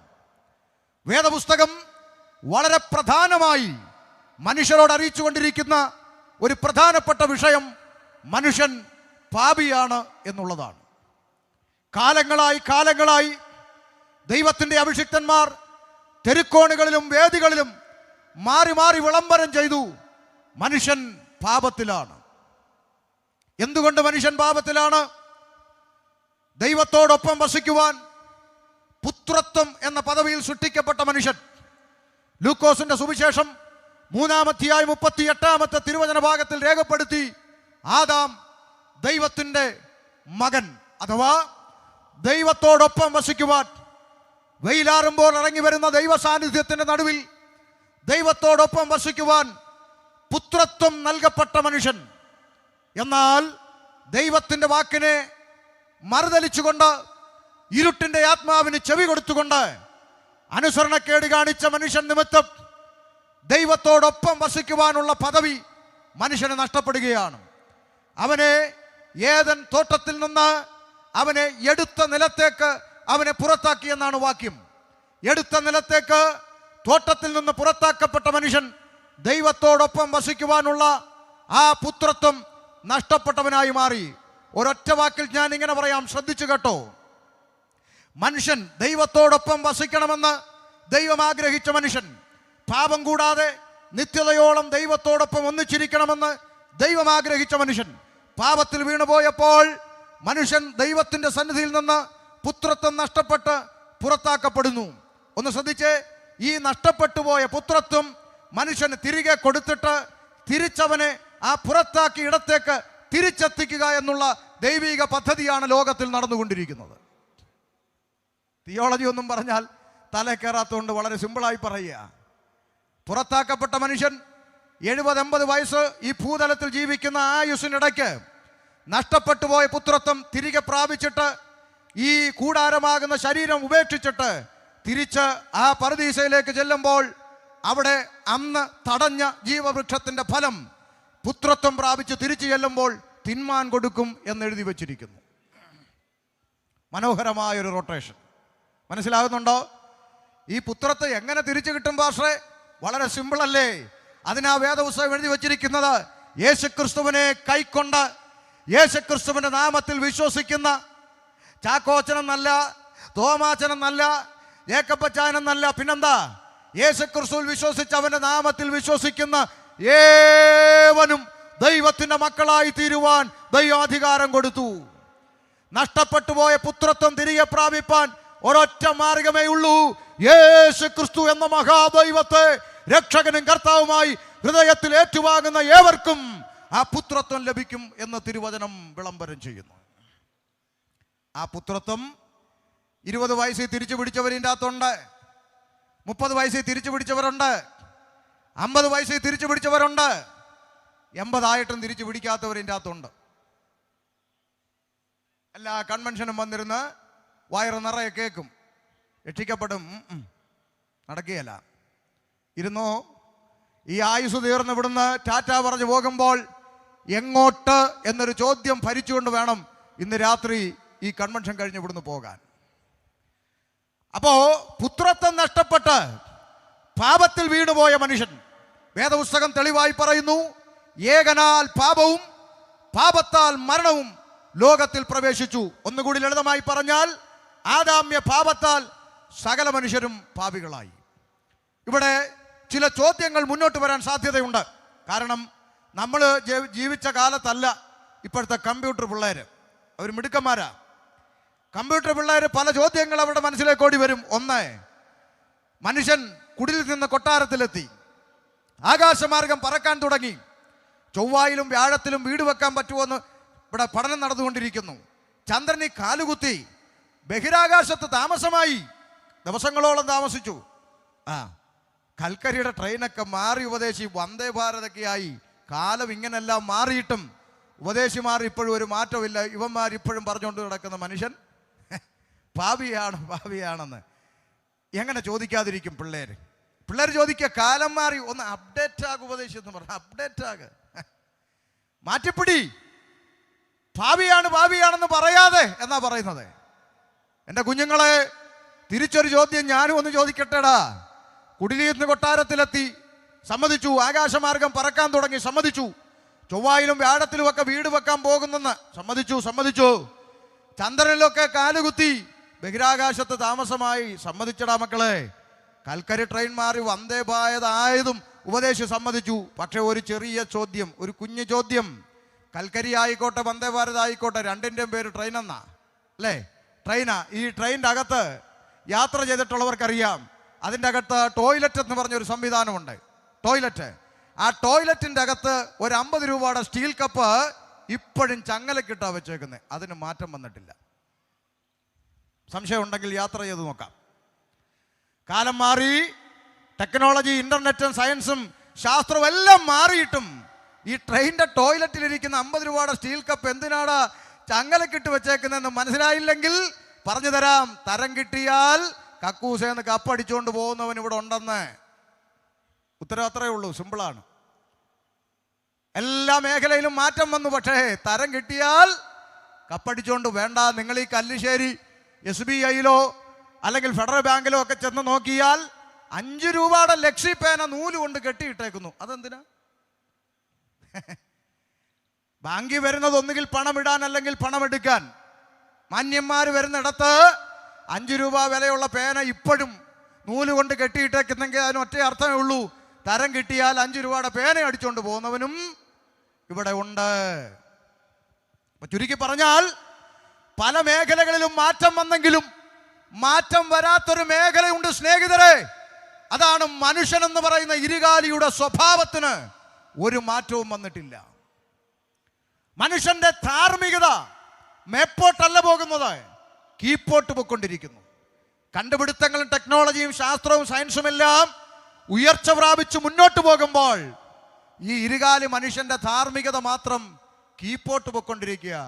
അത് തെളിവായി അങ്ങ് പറഞ്ഞാൽ, പണ്ട് സ്വന്തം പെൺകുഞ്ഞുങ്ങളെ എങ്കിലും വെറുതെ വിടുമായിരുന്നെങ്കിൽ ഇന്ന് സ്വന്തം പെൺമക്കളെ പോലും വെറുതെ വിടാത്ത ചെകുത്താന്മാരായി ഇരുകാലി മനുഷ്യൻ മാറിക്കഴിഞ്ഞിരിക്കുന്നു. എന്നെ കേൾക്കുന്ന ആർക്കെങ്കിലും ഇത് നിഷേധിക്കാൻ പറ്റുമോ? പറ. ദൈവങ്ങളോ വിശ്വാസങ്ങളോ ഗ്രന്ഥങ്ങളോ ഒന്നും ഇല്ലാത്ത മനുഷ്യന്മാരല്ല ഇത് ചെയ്യുന്നത്. മനുഷ്യന്മാരാന്നേ ഉള്ളൂ. മൃഗങ്ങൾ ചിലപ്പോൾ ചെയ്യൂല. ആകാശത്തൊരു പരുന്ത് വട്ടമിട്ട് പറക്കുമ്പോൾ ഭൂതലത്തിൽ നിൽക്കുന്ന കോഴിയമ്മ ചിറക് വിരിച്ച് കുഞ്ഞുങ്ങളെ ചിറകിനകത്താക്കി സംരക്ഷിക്കുന്ന ഒരു അമ്മ മനസ്സ് ഒരു കോഴിയമ്മയിൽ നമ്മൾ കാണുമ്പോൾ, കാമുകനോടൊപ്പം ജീവിക്കാൻ നൊന്ത് പ്രസവിച്ച ചോരക്കുഞ്ഞിനെ തീരദേശത്തിന്റെ കടൽ ഭിത്തിയിൽ എറിഞ്ഞു കൊന്ന അമ്മ ആലപ്പുഴയിൽ നിൽക്കുന്നു. കോഴിയമ്മയാണ് നല്ലതല്ലേ? സ്തോത്രം. മനസ്സിലാവുന്നുണ്ടോ? മിണ്ടാപ്രാണിയായ ഒരു കോഴി മുട്ടയിട്ടാൽ കൂകി വിളിച്ച് 10 പേരെ അറിയിക്കും. അത് കേൾക്കുമ്പോൾ അമ്മ പറയടി കോഴി കൂവുന്നടി, മുട്ടയിട്ടോ എന്ന് നോക്ക്, അതൊരു സിഗ്നലാണ്. അങ്ങനെ കോഴിയമ്മ ഒരു മുട്ടയിട്ടാൽ കൂകി വിളിക്കുന്ന നാട്ടിൽ നിങ്ങൾ അറിഞ്ഞോ നാട്ടാരെ? ഈ അടുത്ത കാലത്തൊരമ്മ KSRTC ബസിന്റെ പുറകരത്തെ സീറ്റിൽ മുട്ടയിട്ടേച്ച് ഞാനൊന്നും അറിഞ്ഞില്ലേ എന്ന് പറഞ്ഞ് ഇറങ്ങി അങ്ങ് പോയി. കൂകിയതുമില്ല, വിളിച്ചതുമില്ല, ആരും ഒട്ട് അറിഞ്ഞതുമില്ല. മുട്ട ഇപ്പൊ അമ്മത്തൊട്ടിലിൽ അനാഥയായി വളരുന്നു. കോഴിയമ്മ നല്ലത്. മനസ്സിലാകുന്നുണ്ടോ? മാറ്റം വരാത്തതൊന്നും ഇപ്പോഴും ഉണ്ട്. മനുഷ്യന്റെ സ്വഭാവം, അവന്റെ ധാർമ്മികത. കഴിഞ്ഞ 3 ആഴ്ച മുമ്പ് കാസർഗോഡ് എന്നൊരു വിവരം, 10 മാസം നൊന്ത് പ്രസവിച്ച പെറ്റ അമ്മയെ ഉപദ്രവിച്ച് ഗർഭാവസ്ഥയിൽ എത്തിച്ചത് സ്വന്തം മകനെന്ന്. ഇതൊക്കെ സാക്ഷര കേരളം എന്ന് പറയുന്ന ഈ നാട്ടിൽ തന്നെയാണ് ഇതൊക്കെ നടക്കുന്നതെന്ന് പറയുമ്പോൾ തലയ്ക്കകത്ത് അല്പമെങ്കിലും ആള് താമസമുള്ള മനുഷ്യ കുത്തിയിരുന്ന് ചിന്തിക്ക്. ഇരട്ട ചങ്കുള്ള നേതാവ് ഭരിച്ചിട്ടും മികച്ച പോലീസ് സംവിധാനങ്ങൾ ഉണ്ടായിട്ടും ഏതെല്ലാം ടെക്നോളജികളും കണ്ടുപിടുത്തങ്ങളും നിലവിൽ വന്നിട്ടും എന്തേ മനുഷ്യനിൽ നിന്ന് പുറത്തു വരുന്ന ഈ കുറ്റകൃത്യങ്ങൾക്ക് തടയിടാൻ ഇവിടെ ഒരു സംവിധാനത്തിന് കഴിയാത്തതെന്ന് ചോദിച്ചാൽ ഉത്തരം ഒന്നേ ഉള്ളൂ: പാപത്തെ അറസ്റ്റ് ചെയ്യാനുള്ള ഒരു സംവിധാനം നിലവിൽ വന്നിട്ടില്ല. അതുകൊണ്ട് ഇത് തുടരും. പാപത്തെ അറസ്റ്റ് ചെയ്യാനുള്ള സംവിധാനം ഈ പുസ്തകത്തിൻ്റെ അകത്ത് മാത്രമേ ഉള്ളൂ. മനസ്സിലാകുന്നുണ്ടോ? ഇത് ചുമ്മാ കുഞ്ഞുകളിയൊന്നും അല്ല സ്നേഹിതരെ. പെന്തിക്കോസ്, പുന്തുക്കോസ്, പന്തുക്കോസ് എന്നൊക്കെ കേൾക്കുമ്പോൾ ഇച്ചിരി പരിഹാസമൊക്കെ ഉണ്ട്, ശരിയാ. ദൈവകുഞ്ഞുങ്ങൾ ഉപവസിച്ച് പ്രാർത്ഥിക്കുന്ന ആരാധന പണ്ട് കൂട്ടുകാരുമായി പുറത്തു നിന്ന് ജനലിലൂടെ കണ്ട് ചിരിക്കാൻ വേണ്ടി പോയിട്ടുണ്ട്. ഉപവാസ പ്രാർത്ഥനയ്ക്ക് കൈയടിച്ച് ഒന്ന് വിറച്ചിരുന്ന് ആരാധിക്കുന്ന ദൈവമക്കളെ കണ്ട് ജനലിൻ്റെ വെളിയിൽ കൂടെ നോക്കി അട്ടഹസിച്ച് ചിരിച്ചിട്ടുണ്ട് ഞാൻ. എന്നാൽ ഇന്ന് അഭിമാനത്തോടെ ഞാനൊരു പെന്തക്കോസ്തുകാരനാണെന്ന് പറയുന്നതിൽ ഇന്ന് രാത്രി അഭിമാനിക്കുകയാണ്. കാരണം ഇതൊരു കളിയല്ല, ഇതിൻ്റെ അകത്ത് ചില സത്യങ്ങളുണ്ട്. അപ്പോൾ മനുഷ്യൻ പാപിയാണ് എന്നുള്ളത് വാക്കും ഭാഷണവും കൂടാതെ മനുഷ്യൻ നമ്മുടെ മുമ്പിൽ ഓരോ ദിവസവും സിറ്റൗട്ടിൽ പറന്നു വീഴുന്ന പത്രങ്ങളിലൂടെ തെളിവാക്കിക്കൊണ്ടിരിക്കുന്നു. അപ്പൊ പാപിയാണ്. അപ്പോഴടുത്തൊരു ചോദ്യം, എന്താ അത് ശരി, അപ്പൊ പണ്ടെങ്ങാണ്ട് ഒരു ആൻറ്റി ഒരു ആപ്പിൾ തിന്നേനാണോ ഇത്രയും വലിയ പാവം? ആ സ്ത്രീ ഒരു ആപ്പിൾ തിന്നു. കെട്ടിയവനോട് സ്നേഹമുള്ളവളായതുകൊണ്ട് ഇച്ചിരി കെട്ടിയവനും കൊടുത്തു. അതിനിപ്പോൾ ഇത്രയും വലിയ വിഷയമാക്കേണ്ടതുണ്ടോ? പറയുന്ന കേട്ടാത്തൊന്നും ആ പെണ്ണുമ്പിള്ള മരത്തിലെ പഴമെല്ലാം കൂടെ പറിച്ച് ചന്തയിൽ കൊണ്ടുപോയി വിറ്റെന്ന്. അങ്ങനൊന്നും ഇല്ലല്ലോ. ഒരു പഴം, ശ്രദ്ധിച്ചേ, നിസാരം ഒരു പഴം തിന്നതാണോ പാപം? അല്ല. പിന്നെ എന്താന്ന് ചോദിച്ചാൽ ഒറ്റ വാക്കി പറഞ്ഞാൽ നിയമലംഘനം. നമ്മുടെ നാട്ടിലൊരു ചെറുപ്പക്കാരൻ, ഒരു പയ്യൻ ഈ നാട്ടിൽ പോലീസ് സംവിധാനം വെച്ചിരിക്കുന്ന ട്രാഫിക് സിഗ്നൽ ലൈറ്റ് ഒരു കല്ലെടുത്ത് എറിഞ്ഞു പൊട്ടിച്ചു എന്നിരിക്കട്ടെ. ഒരു ലൈറ്റേ പൊട്ടിയുള്ളൂ, ഒറ്റ ബൾബേ പൊട്ടിയുള്ളൂ. പോലീസുകാരെല്ലാം കൂടെ വന്ന് ഇവനെ പിടിച്ച് കൊണ്ടുപോകുമ്പോൾ കണ്ടോണ്ട് നിൽക്കുന്ന ചേട്ടൻ പറയാ, ഓ പോട്ടെ സാറേ, ഒരു ബൾബല്ലേ, ഞാനൊരു 5 എണ്ണം അങ്ങ് മേടിച്ചു തരാം, കൊച്ചിനെ വിടാൻ പറഞ്ഞാൽ വിടുവോ? 1 അല്ല 9 എണ്ണം മേടിച്ചു കൊടുത്താലും കൊണ്ടുപോയി ഭരണഘടന എഴുതിയിരിക്കുന്ന നടപടിക്രമം അനുസരിച്ച് ജാമ്യം എടുത്ത് പുറത്ത് വരുന്നതാണ് ഈ ലോകത്തിലെ നിയമമെങ്കിൽ ഒരു പഴം തിന്നതല്ല പാപം. ദൈവം മനുഷ്യരോട് ചെയ്യരുത് എന്ന് പറഞ്ഞ നിയമം ലംഘിച്ചു. ആ നിയമലംഘനമാണ് പാപമെന്ന് വേദപുസ്തകം പറയുന്നത്. അതുകൊണ്ടാണ് ഞങ്ങൾ എന്ത് പറഞ്ഞാലും ഈ പുസ്തകം എടുത്ത് നോക്കാൻ പറയുന്നത്. നാളൊരു പള്ളിയിലച്ഛൻ, പുള്ളിക്ക് പെന്തക്കോസുകാരെ അത്ര ഇഷ്ടമല്ലാത്തൊരു മനുഷ്യനാണ്. സാരമില്ല, ഇഷ്ടപ്പെടുവെന്നല്ലോ, ഇഷ്ടപ്പെടത്തില്ലെന്നല്ലേ ബൈബിൾ പറഞ്ഞേക്കുന്നത്. അങ്ങനല്ലേ അച്ഛാ? നിങ്ങൾ ലോകക്കാരായിരുന്നെങ്കിൽ, യോഹന്നാൻ 15:19, നിങ്ങൾ ലോകക്കാരായിരുന്നെങ്കിൽ ലോകം തനിക്ക് സ്വന്തമായതിന് സ്നേഹിക്കുമായിരുന്നു. അടുത്ത വാക്ക് വായിച്ച മോനെ. എന്നാൽ നിങ്ങൾ ലോകക്കാരായിരിക്കാതെ ഞാൻ നിങ്ങളെ ലോകത്തിൽ നിന്ന് തിരഞ്ഞെടുത്തത് കൊണ്ട് ലോകം നിങ്ങളെ പകയ്ക്കുന്നു. എഴുതി വച്ചേക്കുക. കർത്താവായ യേശു ക്രിസ്തുവിന്റെ തിരഞ്ഞെടുപ്പ് ലിസ്റ്റിൽ, ഇവിടെ ഇപ്പൊ ഇലക്ഷൻ വരുമ്പം രാഷ്ട്രീയക്കാർ കയറി വരുമല്ലോ, എന്തിനാ തിരഞ്ഞെടുപ്പ് ലിസ്റ്റ് പേരുണ്ടോ എന്നൊക്കെ ഉറപ്പ് വരുത്താൻ വരുമല്ലോ. ഇതുപോലെ യേശു കർത്താവിന്റെ തെരഞ്ഞെടുപ്പ് ലിസ്റ്റിൽ ഷമീറിന്റെ പേരുണ്ട്, ജോസിന്റെ പേരുണ്ട്, തോമസിന്റെ പേരുണ്ട്, സുരേഷിന്റെ പേരുണ്ട് എന്നതിന് എന്താണോ തെളിവെന്ന് ചോദിച്ചാൽ ഒരു തെളിവ് ഇവിടെ എഴുതി വെച്ചിരിക്കുന്നു: ലോകം നിങ്ങളെ പകയ്ക്കണം. അതാ തെളിവ്. പക്ഷെ നമുക്കിപ്പം അത് പോരാ. ഇപ്പം നമ്മളെ സ്നേഹിക്കണമെന്ന് നമ്മളങ്ങ് വാശി പിടിക്കുക. പകച്ചാൽ നമ്മൾ കൊടി പിടിക്കും, സെക്രട്ടേറിയറ്റിൽ പോയി മുദ്രാവാക്യം വിളിക്കും. പകയ്ക്കരുത്. നമ്മളെ ഇപ്പോൾ സ്നേഹിക്കണമെന്നും പറഞ്ഞാൽ നമ്മൾ നടക്കുന്നത്. മുദ്രാവാക്യം പണ്ടൊക്കെ ഞാൻ എത്രയോ സ്റ്റേജ് വിളിച്ച് പറയുമായിരുന്നു, ഭൂമി കൊട്ടേഷൻ സംഘം ഇല്ലാത്തൊരു ദൈവം ഉണ്ടെങ്കിൽ ആരാ? യേശുക്രിസ്തുവാ അല്ലേ ചാ? ആർക്കും എന്തും പറയാം. കർത്താവിൻ്റെ മുഖത്ത് നോക്കി തച്ചൻ്റെ മോനല്ലേ തനിക്കാരോട് ഞങ്ങൾ ഉപദേശിക്കാൻ അധികാരം തന്നെന്ന് കർത്താവിൻ്റെ മുഖത്ത് നോക്കി ചോദിച്ചിട്ട് കർത്താവ് 12 ശിഷ്യന്മാരെ കൊണ്ട് കൊടി പിടിക്കാനൊന്നും എന്നെ ആരനക്കമൊന്നുമില്ലല്ലോ. ഉള്ളത് പറയുമ്പോൾ അനക്കം വരികയല്ല. സ്തോത്രം. പത്രോസ് തടവിലായി. സഭ ശ്രദ്ധയോടെ പ്രാർത്ഥിച്ചുകൊണ്ടിരുന്നതാണ് ഞാൻ വായിച്ചത്. സഭയെല്ലാം കൂടെ മുദ്രാവാക്യം വിളിച്ച് ധർണ നടത്തിയെന്നൊന്നും ഞാൻ സുവിശേഷം നിമിത്തം ജയിലിലാവും, ചിലപ്പോൾ ചാകും. അതിന് മനസ്സുള്ളവൻ പുസ്തകം എടുത്താൽ മതി. ഇതിൻ്റെ പിറകിൽ കിടക്കുന്ന ചരിത്രം രക്തസാക്ഷികളുടെ ചരിത്രമാണ്. അതിന് ഇച്ചിരി പേടിയുള്ളവനൊന്നും ഇതെടുത്തുകൊണ്ട് ഇറങ്ങരുത്. ചാകട്ടെന്ന് പൗലോസ് പറഞ്ഞ എന്താ? കൂടാരമാകുന്നത് ഇതെങ്ങനെയെങ്കിലും ഇവിടെ പൊളിയണം. കൈപ്പണിയല്ലാത്തൊരു ഭവനം ഒരുക്കപ്പെടുന്നുണ്ട്. വിട്ടുപിരിഞ്ഞ് ക്രിസ്തുവിനോട് കൂടെ ഇരിപ്പാൻ അത്യന്തം കാക്ഷിക്കുന്നു. അഗബോസ് എന്ന് പറയുന്ന ഒരു പ്രവാചകൻ ആത്മാവിൽ എഴുന്നേറ്റ് പൗലോസ് ലീഗോട് പറഞ്ഞു, യെരുശലേമിൽ നിന്നെ കൈകാലുകൾ ബന്ധിച്ച് കൊണ്ടുപോകുന്ന ഒരു രംഗം പരിശുദ്ധാത്മാവ് എന്നെ കാണിക്കുന്നു എന്ന് പറഞ്ഞു. നമ്മളെങ്ങാണമാണെങ്കിൽ പറഞ്ഞേനെ, അങ്ങനെ ആണെങ്കിൽ എന്നെ അങ്ങനെ വല്ലതും ചെയ്തെന്ന് വല്ലതും അറിയിപ്പ് കിട്ടിയാൽ നിങ്ങൾ ഉടനെ എന്ത് ചെയ്തേക്കണം? ഉടനെ ചാനലുകളെയൊക്കെ അറിയിച്ചു നിങ്ങൾ അവിടെ എത്തി വേണ്ടുന്ന കാര്യങ്ങളൊക്കെ ചെയ്തേക്കണമെന്നൊക്കെ നമ്മൾ പറഞ്ഞേനെ. പക്ഷേ പൗലോസ് പറയുകയാണേ, അയ്യോ അതൊന്നും പറഞ്ഞ് എന്നെ വിഷമിപ്പിക്കാതെന്നല്ല പറഞ്ഞേ. വചനം വായിച്ചിട്ടുള്ളവർക്കറിയാം. അയ്യോ അങ്ങനൊന്നും പറഞ്ഞ് എന്നെ പേടിപ്പിക്കാതെ നല്ല പൗലോസ് പറഞ്ഞേ, നിങ്ങൾ കരഞ്ഞ് എൻ്റെ ഹൃദയം വേദനിപ്പിക്കാതെന്ന്.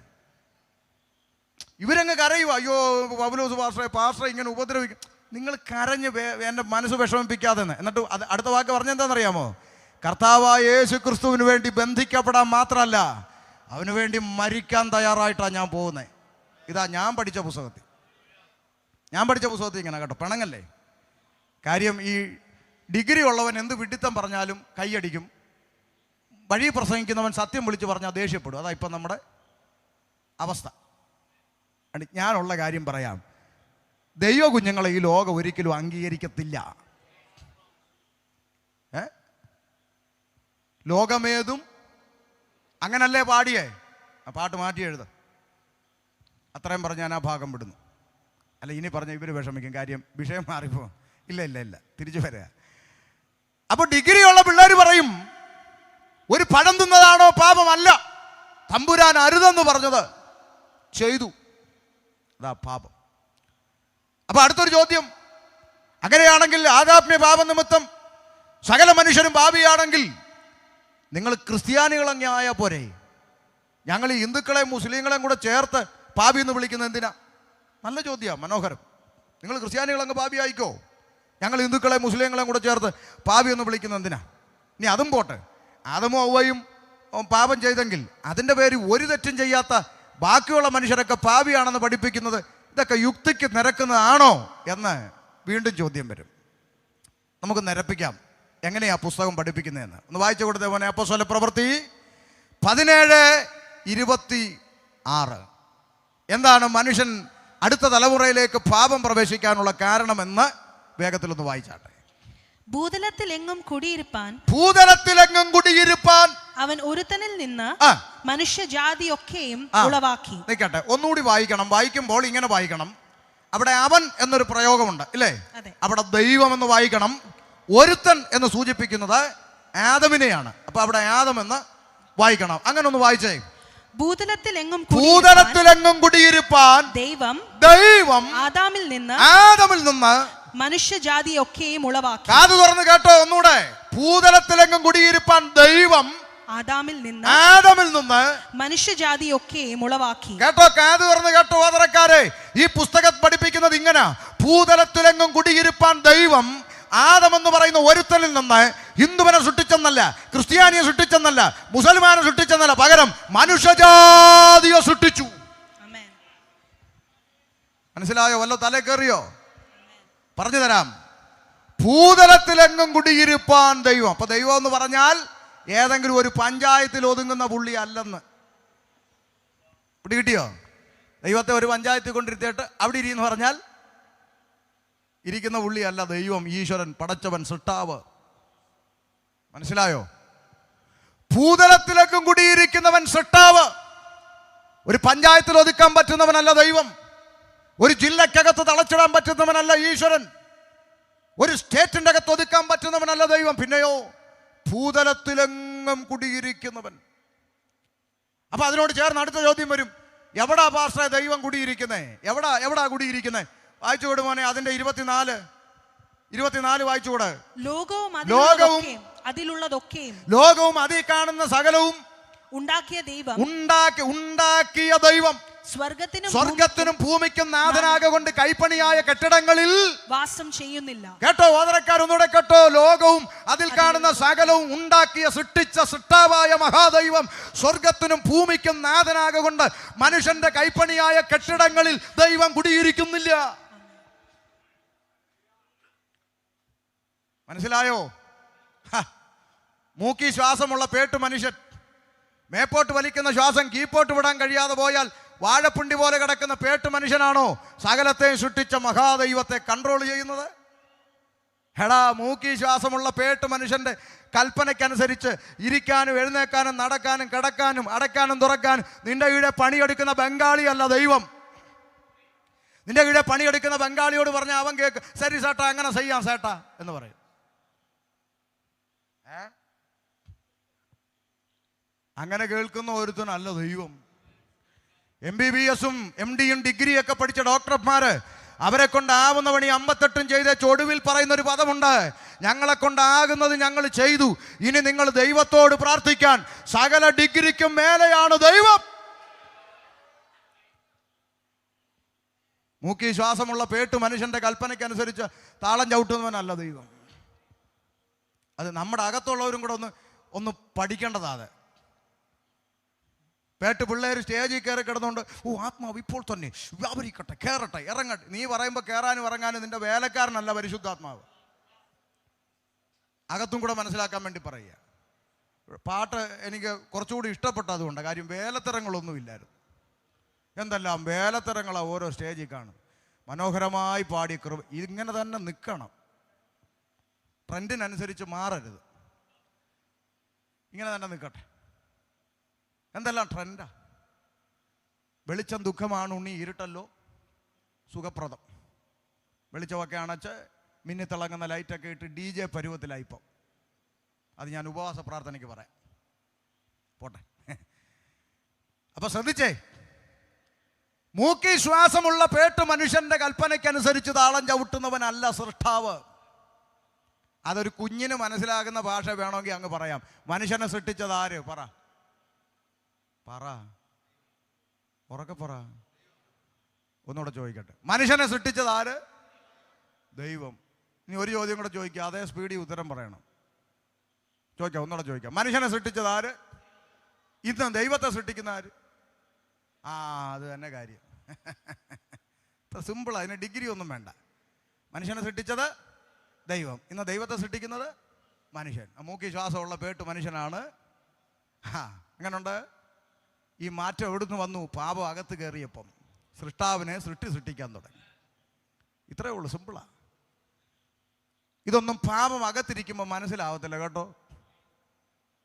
പണ്ട് ഷമീർ കൂട്ടുകാരുമായി സന്ധ്യയ്ക്ക് കവലയിൽ ഒത്തുകൂടും. കൂട്ടുകാർ ഒത്തുകൂടിയാൽ ആദ്യത്തെ ഡയലോഗ് ഷെയർ ഇടളിയ കുപ്പി എടുക്കാമെന്നാണ്. കൂട്ടുകാരുമായിട്ട് പിരിവിട്ട് കുപ്പിയെടുത്ത് വെള്ളമടിച്ച് ആളില്ലാത്ത വീട്ടിൻ്റെ ടെറസിൻ്റെ മേലെ കയറി പാട്ടും കൂത്തും ഗാനമേളയൊക്കെ നടത്തി അടുത്ത ദിവസത്തെ കുപ്പിക്ക് പൈസ ഇല്ലെങ്കിൽ പിന്നെ അന്ന് രാത്രി നാട്ടുകാരുടെ മരച്ചീനിയും തേങ്ങയും കരിക്കുമൊക്കെ ചാക്കിലാക്കി കൂട്ടുകാരുമായി ഉത്സവപ്പറമ്പിൽ അടിയുണ്ടാക്കി നടന്ന ഭൂതകാലം. അന്നൊക്കെ ആരെങ്കിലും വന്ന് യേശു ദൈവമാണെന്ന് പറഞ്ഞാൽ അവൻ്റെ ചെവിക്കലിനിട്ടൊന്ന് കൊടുക്കാൻ എനിക്ക് തോന്നിയിട്ടുണ്ട് പലവട്ടം. അതുകൊണ്ട് അങ്ങനെ ആർക്കെങ്കിലും തോന്നുന്നെങ്കിൽ വിഷമിക്കണ്ട, മാറും. ചിലപ്പോൾ ഇതൊക്കെ കേൾക്കുമ്പോൾ തോന്നും, മാറിക്കോളും. എനിക്ക് തോന്നിയിട്ടുണ്ടല്ലോ, അതുകൊണ്ട് കുറ്റമൊന്നുമല്ല, മാറും. എന്നാൽ അങ്ങനെ ജീവിച്ച പശ്ചാത്തലത്തിൽ നിന്ന് ജീവിക്കുന്ന ഒരു ദൈവമുണ്ടെന്ന് തിരിച്ചറിയുവാൻ ദൈവം കണ്ണു തുറന്നു.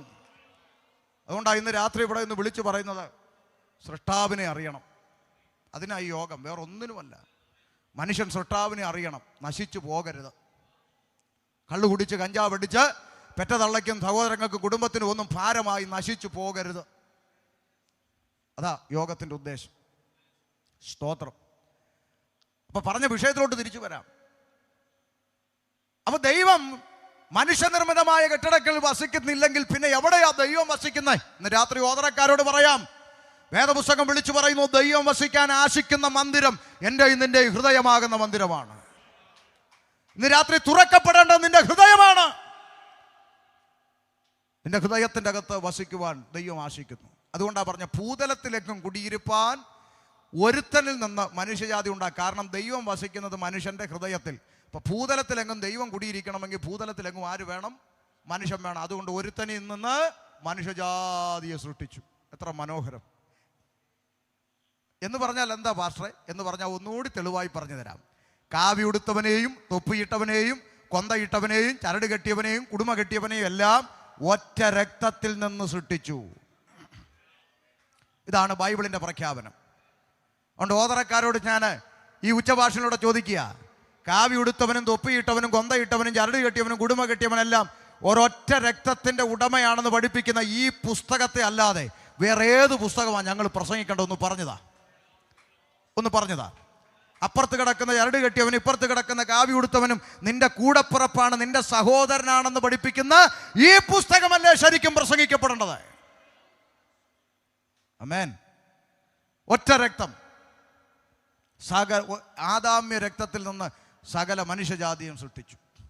ഇനി അതും തെളിയിക്കാം. നാളെ രാവിലെ 4 ബോട്ടിലെടുക്കുക, 4 മൃഗങ്ങളുടെ രക്തം, ആട്, ആന, പോത്ത്, പശു എടുക്കുക, അടുത്ത ലാബിലേക്ക് കൊടുക്കുക. 10 മിനിറ്റ് മിടുക്കി പെമ്പിള്ളേർ സ്റ്റിക്കർ ഒട്ടിച്ച് തിരിച്ചു വരും. വേണ്ട, ഇത് ആട്, ആന, പോത്ത്, പശു കണ്ടുപിടിക്കാനുള്ള സംവിധാനമൊക്കെ ലാബിൽ നിന്നുണ്ട്. വീണ്ടും 4 ബോട്ടിലെടുക്കണം, മറക്കരുത്. ഒന്നിൽ അടുത്തുള്ള അമ്പലത്തിലെ പൂജാരിയുടെ രക്തം, മറ്റൊന്നിൽ ജമാഅത്ത് പള്ളിയിലെ മുസ്ലിയാരുടെ രക്തം, ഇനി ഒന്നിൽ കത്തോലിക്ക പള്ളിയിൽ അച്ഛൻ്റെ രക്തം, ഇനി ഒന്നിൽ ഞങ്ങളുടെ ഉപദേശിയുടെ രക്തം. അതേ ലാബിൽ കൊടുക്കുക. ഏതെങ്കിലും പിള്ളേർ സ്റ്റിക്കർ ഒട്ടിച്ച് തരും, അതെ മാറിപ്പോവല്ലേ, മൂല ഇരിക്കുന്നു മുസ്ലിയാർ, അപ്പുറത്തിരിക്കുന്നു പള്ളിയിൽ അച്ഛൻ, അപ്പുറത്തിരിക്കുന്നു. തരുവോ? ABCD ഗ്രൂപ്പൊക്കെ തിരിച്ചെന്നിരിക്കും, അതവിടെ നിൽക്കട്ടെ. പിള്ളേർ ഇറങ്ങി വന്നിട്ട് പറയും, മനുഷ്യൻ്റെ സമയം മെനക്കെടുത്തരുത്, ഇതെല്ലാം മനുഷ്യൻ്റെ രക്തമൊന്നും, മനുഷ്യൻ്റെ മണ്ട മലയാളി, മനുഷ്യൻ്റെ രക്തമൊന്നും, ഒറ്റ രക്തം അല്ലേ? അതുകൊണ്ടല്ലേ ഇവിടെ രക്തം കൊടുക്കുമ്പോൾ ആർക്കും മസിലൊന്നും ഇല്ലല്ലോ. ഉണ്ടോ? കൊന്തയും കുരിശു വിട്ട് കഴുത്തി കൊന്തയും കുരിശു വിട്ട് ബൈക്ക് ഓടിച്ചു പോകുന്ന ചെറുക്കൻ ടിപ്പറിൻ്റെ അടിയിലോട്ട് ചെന്ന് കയറി, തല പൊട്ടി മെഡിക്കൽ കോളേജിൽ കൊണ്ടു ചെന്നു. ഡോക്ടർ പറഞ്ഞു, ഇപ്പോൾ ഒരു കുപ്പി ബ്ലഡ് അടച്ചാൽ കൊച്ചിനെ രക്ഷിക്കാമെന്ന് പറഞ്ഞു. ക്രിസ്ത്യാനി ചെറുക്കൻ്റെ ക്രിസ്ത്യാനി അമ്മ ക്രിസ്ത്യാനി ദൈവത്തോട് ഐശുവിൽ നിന്ന് കരഞ്ഞു, എൻ്റെ കർത്താവ്, എൻ്റെ കുഞ്ഞിന് ആര് ബ്ലഡ് കൊടുക്കുമെന്ന് നിലവിളിച്ച കേട്ട് അടുത്ത ബെഡിൽ അമ്മയ്ക്ക് കൂട്ടിരിക്കാമെന്ന കാവി കൊടുത്ത RSSകാരൻ പറഞ്ഞു, അമ്മ കരയണ്ടമ്മ, ഞാൻ തരാം ബ്ലഡ്. വേണ്ട, നീ VAP ആന്ന് ഇന്ന് വരെ ഒരു തള്ള പറഞ്ഞിട്ടുണ്ടോ? പറ, ഉണ്ടോന്ന്? ഇല്ല. അമ്പലത്തിലെ പൂജാരിയുടെ കിഡ്നി അടിച്ചു പോയി, കിഡ്നിക്ക് മനോരമയെ പരസ്യം ചെയ്തു.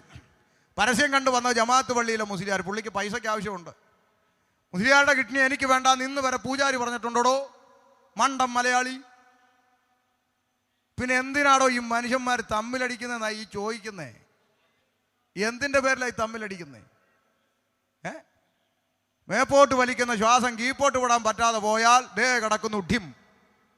വന്നെടുക്കുന്നത് കോൺഗ്രസ്സുകാരനാണോ കമ്മ്യൂണിസ്റ്റുകാരനാണോ അപ്പുറത്ത് കിടക്കുന്ന, ഇതൊന്നും പിന്നെ ബോധം തെളിഞ്ഞാലേ അറിയത്തുള്ളൂ.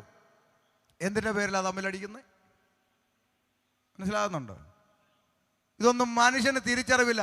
ഇവൻ്റെ ചിന്ത അങ്ങോട്ട് തിന്നു കുടിച്ച് തടിച്ചു കൊഴുത്ത് ഇല്ല ജിമ്മിലൊക്കെ പോയി ഇല്ല മസിലൊക്കെ ഉരുട്ടി അവിടെ ഇവിടെയൊക്കെ മുഴച്ചു പൊങ്ങി സഞ്ചരിക്കുന്ന ഇറച്ചിക്കട പോലെ ഇങ്ങനെ നടക്കുമ്പോൾ ഇവൻ്റെ ചിന്ത ആരെയും കയറി അങ്ങ് എന്തും എടാ മേപ്പോട്ട് വലിക്കുന്ന ശ്വാസം കീപ്പോട്ട് വിടാൻ പറ്റാതെ പോയാൽ നീ എത്ര കിലോ ഇറച്ചി ഉണ്ടെങ്കിലും റോഡേ കിടക്കും. അതുകൊണ്ട് ദൈവത്തെ ഭയപ്പെട്ട് ജീവിച്ചോണം. മനസ്സിലാകുന്നുണ്ടോ? ഇത്രേ ഉള്ളൂ മനുഷ്യൻ. വേദപുസ്തകം പഠിപ്പിക്കുന്ന അത്രേ ഉള്ളൂ. ഒറ്റ രക്തത്തിൽ നിന്ന് മനുഷ്യജാതിയെ സൃഷ്ടിച്ചു. അല്ലെങ്കിൽ തന്നെ ജാതിയും മതമൊന്നും ഇല്ലാത്ത നിമിഷം വരുവടാ മനുഷ്യാന്ന് പ്രകൃതി തന്നെ പഠിപ്പിച്ചിട്ട് പഠിച്ചോ? 2 പ്രളയം പഠിച്ചില്ല. നിന്റെ പറമ്പിലെ വെള്ളം എന്തിനാടി എൻ്റെ പറമ്പിൽ കൂടെ വരുന്നതെന്ന് ചോദിച്ച് രാവിലെ അടി ഉണ്ടാക്കുന്ന കുഞ്ഞമ്മ ഏതെങ്കിലും പറമ്പിൽ കൂടെ ഈ വെള്ളം ഒന്ന് പോയാൽ മതി ഈശ്വര എന്ന് നിലവിളിച്ചു. എന്നിട്ട് പഠിച്ചോ? പഠിച്ചില്ല. സ്തോത്രം അല്ലേ? പട്ടിയുണ്ട് സൂക്ഷിക്കുക എന്ന് ബോർഡ് വെച്ചോ വീട്ടിൻ്റെ അകത്ത്. അന്യരകത്ത് പ്രവേശിക്കരുത്, പട്ടിയുണ്ട് സൂക്ഷിക്കുക. വെള്ളം അകത്തോട്ട് കയറിയപ്പോൾ മക്കളും കൊച്ചുമക്കളും കൂടെ അന്യരെ വിളിക്കുക, ഒരു ബന്ധമില്ലാത്തവരെ വിളിക്കുക. പപ്പായും മമ്മിയും കുടുങ്ങിക്കിടക്കുന്നു, പോയി രക്ഷിക്കണം. എവിടെ? പാണ്ടനാട്. അന്യര് കയറി രക്ഷിച്ചു. വെള്ളമൊക്കെ ഇറങ്ങി 3 മാസം കഴിഞ്ഞപ്പോൾ മക്കൾ നാട്ടിൽ വന്ന് മതിലിന് 2 ഘട്ടം കൂടെ പൊക്കി കെട്ടിയിട്ട് അടുത്ത ബോർഡ് വെച്ചു, അന്യരകത്ത് പ്രവേശിക്കരുത്, പുതിയ പട്ടി ഉണ്ട് സൂക്ഷിക്കുക. പഴയ പട്ടി ഒഴുകിപ്പോയി. മനുഷ്യൻ്റെ ഒരു ചിന്ത നോക്കണേ. ഇല്ല, ദുരിതാശ്വാസ ക്യാമ്പിലോട്ട് കൊണ്ടിട്ടപ്പം അവന് കിടക്കാൻ ടാർപ്പായാലും കുഴപ്പമില്ല, ഉടുത്തിരുന്ന ലുങ്കി ആയാലും കുഴപ്പമില്ല, ചോറ് കൊണ്ടുവന്നത് പാസ്റ്ററായാലും പ്രശ്നമില്ല, അച്ഛനായാലും പ്രശ്നമില്ല, പൂജാരി ആയാലും പ്രശ്നമില്ല, അതിൻ്റെ അകത്ത് അച്ചാറായാലും പ്രശ്നമില്ല, ഉണക്കമീനായാലും പ്രശ്നമില്ല, അങ്ങോട്ടും ഇങ്ങോട്ടും വാരി തിന്നുന്നു, പിന്നെ വെള്ളത്തിൽ കൂടെ ഒഴുകി പോകാതിരിക്കാൻ കൈ പിടിച്ച് കയറ്റുന്നു, കുനിഞ്ഞു നിന്നും മുതുക് ചവിട്ടിക്കയറാൻ മുതുക് കാണിച്ചു കൊടുക്കും. എന്തൊരു ഇതൊക്കെ കാണുമ്പോൾ നമ്മൾ ഓർക്കും, ദൈവമേ എന്നും പ്രളയമായിരുന്നെങ്കിൽ. എന്തൊരു സ്നേഹം! പ്രൈസ്, ഭയങ്കര സ്നേഹമല്ലേ? പക്ഷെ ദാ പറയും മുമ്പേ ഇവന്റെ സ്വഭാവം മാറി. എന്താ? ഈ അകത്തിരിക്കുന്നതിനാ മോക്ഷം വേണ്ടത്, പാപത്തിൽ നിന്നാ മോചനം പ്രാപിക്കേണ്ടത്. വെള്ളപ്പൊക്കത്തിൽ നിന്നല്ല, പാപത്തിൽ നിന്ന് മോക്ഷം പ്രാപിക്കണം. അപ്പൊ ഒറ്റ രക്തത്തിന്റെ ഉടമയായ ആദാമ്യ പരമ്പരയിലേക്ക് ആദാമ്യ പാപം പ്രവേശിച്ചു എന്നാണ് വേദപുസ്തകം പറയുന്നത്. ഇനി ഒന്നുകൂടി ലളിതമായി പറഞ്ഞാൽ, എയ്ഡ്സ് രോഗിയായ അപ്പനും അമ്മയ്ക്കും ജനിക്കുന്ന കുഞ്ഞ് ആരാ? കുഞ്ഞേ എയ്ഡ്സ് രോഗി. ചോരക്കുഞ്ഞ് ചെയ്ത തെറ്റെന്താന്ന് നേഴ്സുമാരൊക്കെ ഉണ്ട്, ഒന്ന് പറഞ്ഞതാ. ഈ കുഞ്ഞ് ചെയ്ത തെറ്റെന്താന്ന് നിങ്ങൾ ആരെങ്കിലും പറഞ്ഞതാ? കുഞ്ഞ് വല്ലതും തെറ്റ് ചെയ്തോ? അപ്പനും അമ്മയും വഴിവിട്ട് ജീവിച്ചതിൻ്റെ ഫലം ഒരു തെറ്റും ചെയ്യാത്ത കുഞ്ഞ് ഒരു ജന്മം മുഴുവൻ അനുഭവിച്ച് മരിക്കും.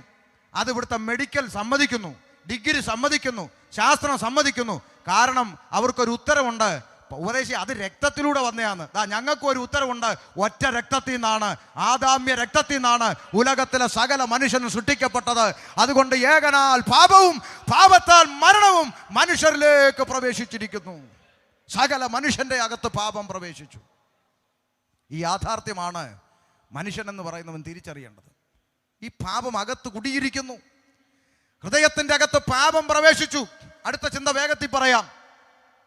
പാപം മനുഷ്യന്റെ അകത്ത് പ്രവേശിച്ചപ്പോൾ മനുഷ്യന് സംഭവിച്ച ഏറ്റവും വലിയൊരു ദുരന്തത്തെ തിരുവചനം രേഖപ്പെടുത്തിയിരിക്കുന്നു. വായിക്കാം. റോമാലേഖനം 1-ാം അധ്യായം 21, 22, 23 തിരുവചനങ്ങളിലൂടെ വേഗത്തിൽ. പാപമകത്ത് കയറിയപ്പോൾ മനുഷ്യൻ സംഭവിച്ച അനേക പരാജയങ്ങളുണ്ട്, ദുരന്തങ്ങളുണ്ട്. അതിൽ പ്രധാനപ്പെട്ട ഒരു പോയിന്റ് ഇവിടെ എഴുതി വച്ചിരിക്കുന്നു. വായിക്കാം. അവർ ദൈവത്തെ അറിഞ്ഞിട്ടും അവനെ ദൈവമെന്ന് ഓർത്ത് മഹത്വീകരിക്കുകയോ നന്ദി കാണിക്കുകയോ ചെയ്യാതെ തങ്ങളുടെ നിരൂപണങ്ങളിൽ വ്യർത്ഥരായി തീർന്നു. കേട്ടോ കേട്ടോ കേട്ടോ, മനുഷ്യൻ ദൈവത്തെ അറിഞ്ഞിട്ടും, ഒരു സൃഷ്ടാവുണ്ട്, ഒരു ഈശ്വരനുണ്ട്, സകലത്തെയും പടച്ചുണ്ടാക്കിയ ഒരു മഹാദൈവമുണ്ട്. മനുഷ്യൻ അറിയണം. എന്തിനാ ഈ ദൈവം ഉണ്ടെന്ന് വിശ്വസിക്കാൻ ഒത്തിരി തലച്ചോറൊന്നും വേണ്ടതേ. ഇപ്പം നമ്മൾ ഈ പല സ്ഥലങ്ങളിലും നല്ല 6 വരി പാതയും 4 വരി പാത ഹൈവേ നമ്മൾ കണ്ടിട്ടുണ്ട്. 1 വേ. ചേർത്തലയൊക്കെ കഴിഞ്ഞ് എറണാകുളത്തേക്ക് പോകുമ്പോൾ 1 വേ. പിന്നെ നമ്മൾ തൃശ്ശൂർ MC റോഡിൽ കൂടെ പോയാലും 1 വേ. ഈ 1 വേയിൽ നല്ല സിഗ്നൽ സംവിധാനവും നല്ല വീതിയും 3 വരി പാതയൊക്കെ ഉണ്ടായിട്ടും അവിടെ ഇവിടെയും 2-3 വണ്ടി ഇടിച്ചു കിടക്കുന്നത് നമ്മൾ കാണാറില്ലേ? ഇത്രയും സിസ്റ്റമാറ്റിക്കായിട്ട് ഇതിനെ കൊണ്ടുപോയിട്ടും ഇടി നടക്കുക. കണ്ണുകൾ ഉയർത്തി ആകാശത്തേക്കൊന്ന് നോക്കണം. ഈ ആകാശമണ്ഡലങ്ങളിലെ സൗരയൂഥങ്ങളിൽ ഭ്രമണപഥങ്ങളിൽ സഞ്ചരിച്ചു കൊണ്ടിരിക്കുന്ന ഒരു ഒറ്റ ഗ്രഹത്തിന് ഡ്രൈവറുണ്ടോ? ഉണ്ടോ? ഡെയിലി 2 വീതം ഇടിച്ചുകൊണ്ടിരിക്കുവാണോ? അതിനെയൊക്കെ കൃത്യമായി കൺട്രോൾ ചെയ്യുന്ന ഒരു സർവശക്തന്റെ കരമില്ലാതെ ഒക്കുവോ? പറ. അപ്പൊ ഒരു ദൈവമുണ്ട്, ഒരു സൃഷ്ടാവുണ്ടെന്ന് മനുഷ്യൻ മനസ്സിലാക്കിയിട്ടും ആ സൃഷ്ടാവിന് കൊടുക്കേണ്ട നന്ദിയോ മഹത്വമോ കൊടുക്കാതെ മനുഷ്യൻ സ്വന്തമായ നിരൂപണങ്ങളിൽ ചിലത് ചെയ്യാൻ തുടങ്ങി. എന്താ? വായിക്കൂ കുഞ്ഞേ. അവരുടെ വിവേകമില്ലാത്ത ഹൃദയം ഇരുണ്ടുപോയി. അവരുടെ ഹൃദയത്തിന്റെ അകത്തൊരു ഇരുട്ട് പ്രവേശിച്ചു. ഈ ഇരുട്ടിനെ കുറിച്ച് കൊരിന്ത് ലേഖനത്തിൽ പൗലോസ് ഒന്നുകൂടി വ്യക്തമായി പറഞ്ഞു. ഈ സുവിശേഷത്തിന്റെ പ്രകാശനം ഹൃദയങ്ങളിൽ ശോഭിക്കാതിരിക്കാൻ ഈ ലോകത്തിലെ ദൈവം അഥവാ പിശാച് അഥവാ പാപം മനുഷ്യരുടെ ഹൃദയത്തെ കുരുടാക്കി ഇരുട്ടാക്കി വെച്ചിരിക്കുന്നു. അപ്പൊ മനുഷ്യന്റെ ഹൃദയത്തിന്റെ അകത്തേക്ക് പാപം എന്ന് പറയുന്ന ഇരുട്ട് പ്രവേശിച്ചെന്ന് അതാ വായിച്ചേ. ഇരുട്ട് പ്രവേശിച്ചപ്പോൾ മനുഷ്യൻ എന്ത് ചെയ്തു? വായിച്ചോ. ജ്ഞാനികൾ എന്ന് പറഞ്ഞുകൊണ്ട് അവർ മൂഢരായി പോയി. ഈ പാപം അകത്ത് കയറിയപ്പോൾ മനുഷ്യൻ ഒരു ചിന്ത. എന്താ ദൈവമക്കളെ? എനിക്കെല്ലാം അറിയാം, എന്നെ ആരും പഠിപ്പിക്കണ്ട. മനുഷ്യനൊരു ചിന്ത. ജ്ഞാനികൾ എന്ന് പറഞ്ഞു ഒരു കുന്തോ അറിയത്തില്ല, പക്ഷെ എനിക്കെല്ലാം അറിയാവുന്നൊരു ചിന്ത മനുഷ്യനെ അങ്ങ് ഭരിക്കാൻ തുടങ്ങി.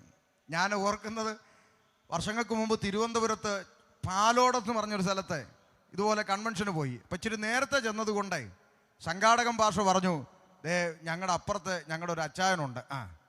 പുള്ളി വർഷങ്ങളായി ഈ കത്തോലിക്ക ബാക്ക്ഗ്രൗണ്ടിലൊക്കെ ഉള്ള മനുഷ്യനാണ്. ആയിക്കോട്ടെ, മനുഷ്യനാണല്ലോ. അതെ, എന്നാൽ നമുക്ക് അങ്ങോട്ടൊന്ന് പോയി ഇച്ചിരി നേരം ഒന്ന് സംസാരിക്കാം ആട്ടെ എന്ന് പറഞ്ഞു. അന്ന് ഞാൻ വിശ്വാസത്തിൽ വന്നിട്ട് വളരെ കുറച്ചേ ആവുന്നുള്ളൂ. അപ്പം ഞാൻ അങ്ങോട്ട് ചെന്ന്, അച്ഛാ എന്നാ ഉണ്ട്? സന്തോഷമായിരിക്കുന്നു ഉപദേശി. ഇരുന്നാട്ടോ. അങ്ങനെ ഇരുന്ന് വർത്താനമൊക്കെ പറഞ്ഞു. അപ്പം കർത്താവിനെ കുറിച്ച് പറഞ്ഞു തുടങ്ങിയപ്പം അച്ഛൻ കൈയെടുത്ത് കാണിച്ചിട്ട് പറഞ്ഞു, മോനെ എനിക്ക് വയസ്സ് 54 കേട്ടോ. ഞാൻ പറഞ്ഞു മനസ്സിലായില്ല. 54 വർഷമായിട്ട് ക്രിസ്ത്യാനിയായിട്ട് ജീവിക്കുന്ന എൻ്റെ അടുത്താണോ ഇന്നലെ ഇങ്ങോട്ട് വന്ന മോൻ? കണ്ടോ, ഇന്നലെ വന്ന മോൻ യേശുവിനെ കുറിച്ച് എന്ന് വെച്ചാൽ 54 വർഷമായിട്ട് ക്രിസ്ത്യാനിയാന്ന്. അപ്പം ഇനി പറഞ്ഞിട്ട് കാര്യമില്ലെന്ന് മനസ്സിലാക്കി ഞാൻ പറഞ്ഞു, എന്നാൽ പിന്നെ ആട്ടെ അച്ഛാ, ദൈവം അനുഗ്രഹിക്കട്ടെ. ഒന്ന് പ്രാർത്ഥിക്കുന്നതിൽ പിന്നെ പ്രാർത്ഥിക്കുന്നതിന് എന്നാ, പ്രാർത്ഥിച്ചാട്ടെ.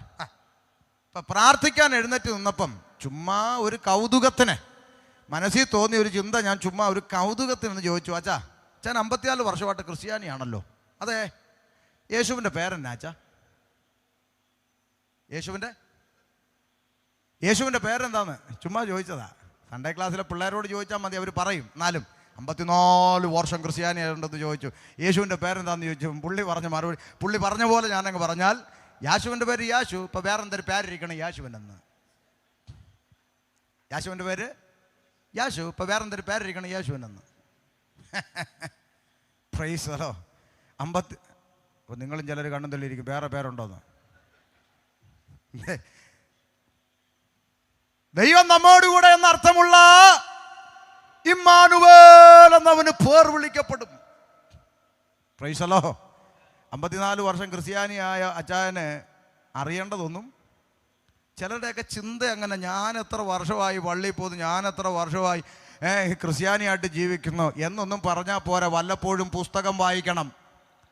പുസ്തകം എടുത്ത് ഷോക്കേഴ്സിൽ വെച്ച് കറണ്ട് ചാർജിൻ്റെ കോപ്പിയും കരവടച്ചതിൻ്റെ രസീതും തൊഴിലുറപ്പിൻ്റെ ചീട്ടും നോട്ടീസും വെച്ച് പുസ്തകം എടുത്ത് ഷോക്കേഴ്സിൽ കയറ്റി വെച്ച് ചെമ്പരത്തിപ്പൂവും പറിച്ചിട്ട് ചന്ദനത്തിരിയും കത്തിച്ച് പുകച്ച് അവിടെ വെച്ചേച്ച് റോഡിൽ കൂടെ ഓലക്കാലും പിടിച്ചുകൊണ്ട് നടന്നാൽ പുസ്തകം അറിയാൻ പറ്റത്തില്ല. പുസ്തകം തുറന്ന് വായിക്കണം. മനസ്സിലാകുന്നുണ്ടോ? അപ്പൊ ശ്രദ്ധിച്ചേ, ഏകനാൽ പാപവും പാപത്താൽ മരണവും ലോകത്തിൽ പ്രവേശിച്ചു. പാപം അകത്തേക്ക് കടന്നപ്പോൾ മനുഷ്യൻ എന്ത് ചെയ്തു? ജ്ഞാനികളെന്ന് പറഞ്ഞുകൊണ്ട് മൂഢരായിപ്പോയി. എന്നിട്ട് എന്താ ചെയ്തതെന്ന് നോക്കിയേ, വായിക്കേ. അക്ഷയനായ ദൈവത്തിന്റെ അക്ഷയനായ മഹാദൈവത്തിന്റെ തേജസ്സിനെ അവർ ക്ഷയമുള്ള മനുഷ്യൻ, പക്ഷി, നാൽക്കാലി, ഇഴജാതി എന്നിവയുടെ രൂപസാദൃശ്യമായി മാറ്റിക്കളഞ്ഞു. മഹാദൈവത്തെ ഈ ഇരുകാലി മനുഷ്യൻ എന്തൊക്കെയാക്കി മാറ്റി? പക്ഷി.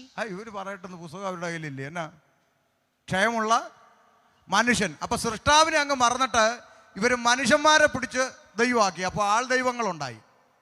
ഇപ്പൊ കേരളത്തിൽ ആൾ ദൈവങ്ങളെ തട്ടിയിട്ട് നടക്കാൻ മേല. മുക്കിന് ആൾ ദൈവങ്ങൾ എഴുന്നേറ്റ് വരിക. നാളെ ഞാനും പത്രത്തിൽ കണ്ടു, കേരളത്തിൽ അറിയപ്പെടുന്ന ഒരാൾ ദൈവത്തിന് പനിയാ, പ്രാർത്ഥിക്കണമെന്ന്. എന്നാലും ചിലതിന് മിണ്ടുന്നില്ല ആരും. ദേ മനുഷ്യനെ പിടിച്ച് മഹത്വം കൊടുത്തേക്കുന്ന ക്ഷയമുള്ള മനുഷ്യൻ. അടുത്തത് പക്ഷി. അടുത്തത് നാൽക്കാലി. അടുത്തത് ഇഴജാതി. ദൈവത്തിന് കൊടുക്കേണ്ട മഹത്വം ദേ പിച്ചി പങ്കുവെച്ചു. ഇവിടെ പാരമ്പര്യം പറയുന്ന ക്രിസ്ത്യാനി കാതു തുറന്ന് കേട്ടോ. ആമേൻ. ഇവിടെ 4ആയിട്ടാ പറഞ്ഞത്. ക്ഷയമുള്ള മനുഷ്യൻ, പക്ഷി, നാൽക്കാലി, ഇഴജാതി. മനുഷ്യൻ, പക്ഷി, നാൽക്കാലി, ഇഴജാതി. പാരമ്പര്യം പറയുന്ന ക്രിസ്ത്യാനി ഇതിനെ 4നെയും കൂടെ ഒന്നിച്ച് ഒരു കണ്ണാടി കൂട്ടിലാക്കി ജംഗ്ഷനിൽ വെച്ച് മഹത്വം കൊടുത്തോണ്ടിരിക്കുക.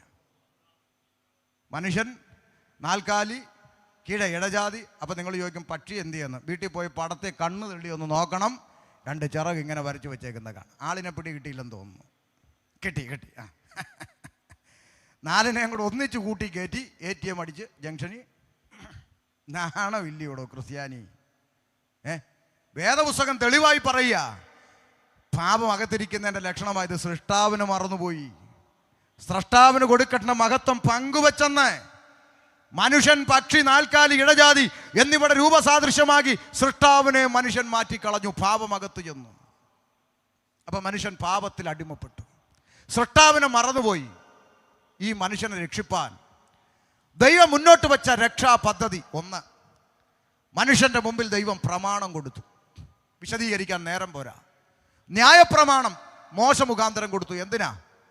തെറ്റും ശരിയും തിരിച്ചറിയണമെങ്കിൽ നിയമം വേണം, അല്ലേ? ഹെൽമറ്റ് വെക്കാതെ വണ്ടി ഓടിക്കരുതെന്ന് ഇവിടെ നിയമം ഉള്ളത് കൊണ്ടാണ് നമ്മൾ യോഗം കഴിഞ്ഞ് പോയി ആദ്യം ഹെൽമറ്റ് എടുത്തിടുന്നത്. നിയമം ഇല്ലാത്തൊരു കാലം നമ്മുടെ മുമ്പിൽ ഉണ്ടായിരുന്നു. അന്ന് ഹെൽമറ്റ് വെക്കാതെ എല്ലാവരും ഓടിച്ചു, ആരും പിടിച്ചില്ല, ഒന്നുമില്ല. അബ്രഹാമിൻ്റെ ഇസഹാക്കിൻ്റെ ഒക്കെ കാലത്ത് നിയമം നിലവിൽ വന്നിട്ടില്ലാത്തത് കൊണ്ട് അബ്രഹാം ഇസഹാക്കും ഒക്കെ ചില ചെറിയ രീതിയിലൊക്കെ കള്ളം പറഞ്ഞിട്ടുള്ളതായി രേഖപ്പെടുത്തിയിട്ടുണ്ട്. പക്ഷേ ദൈവം അതിനൊന്നും അവരെ കാലെ വാരി അടിച്ചൊന്നും എഴുതിയിട്ടില്ല. കാരണം അവരുടെ മുമ്പിൽ നിയമമില്ല.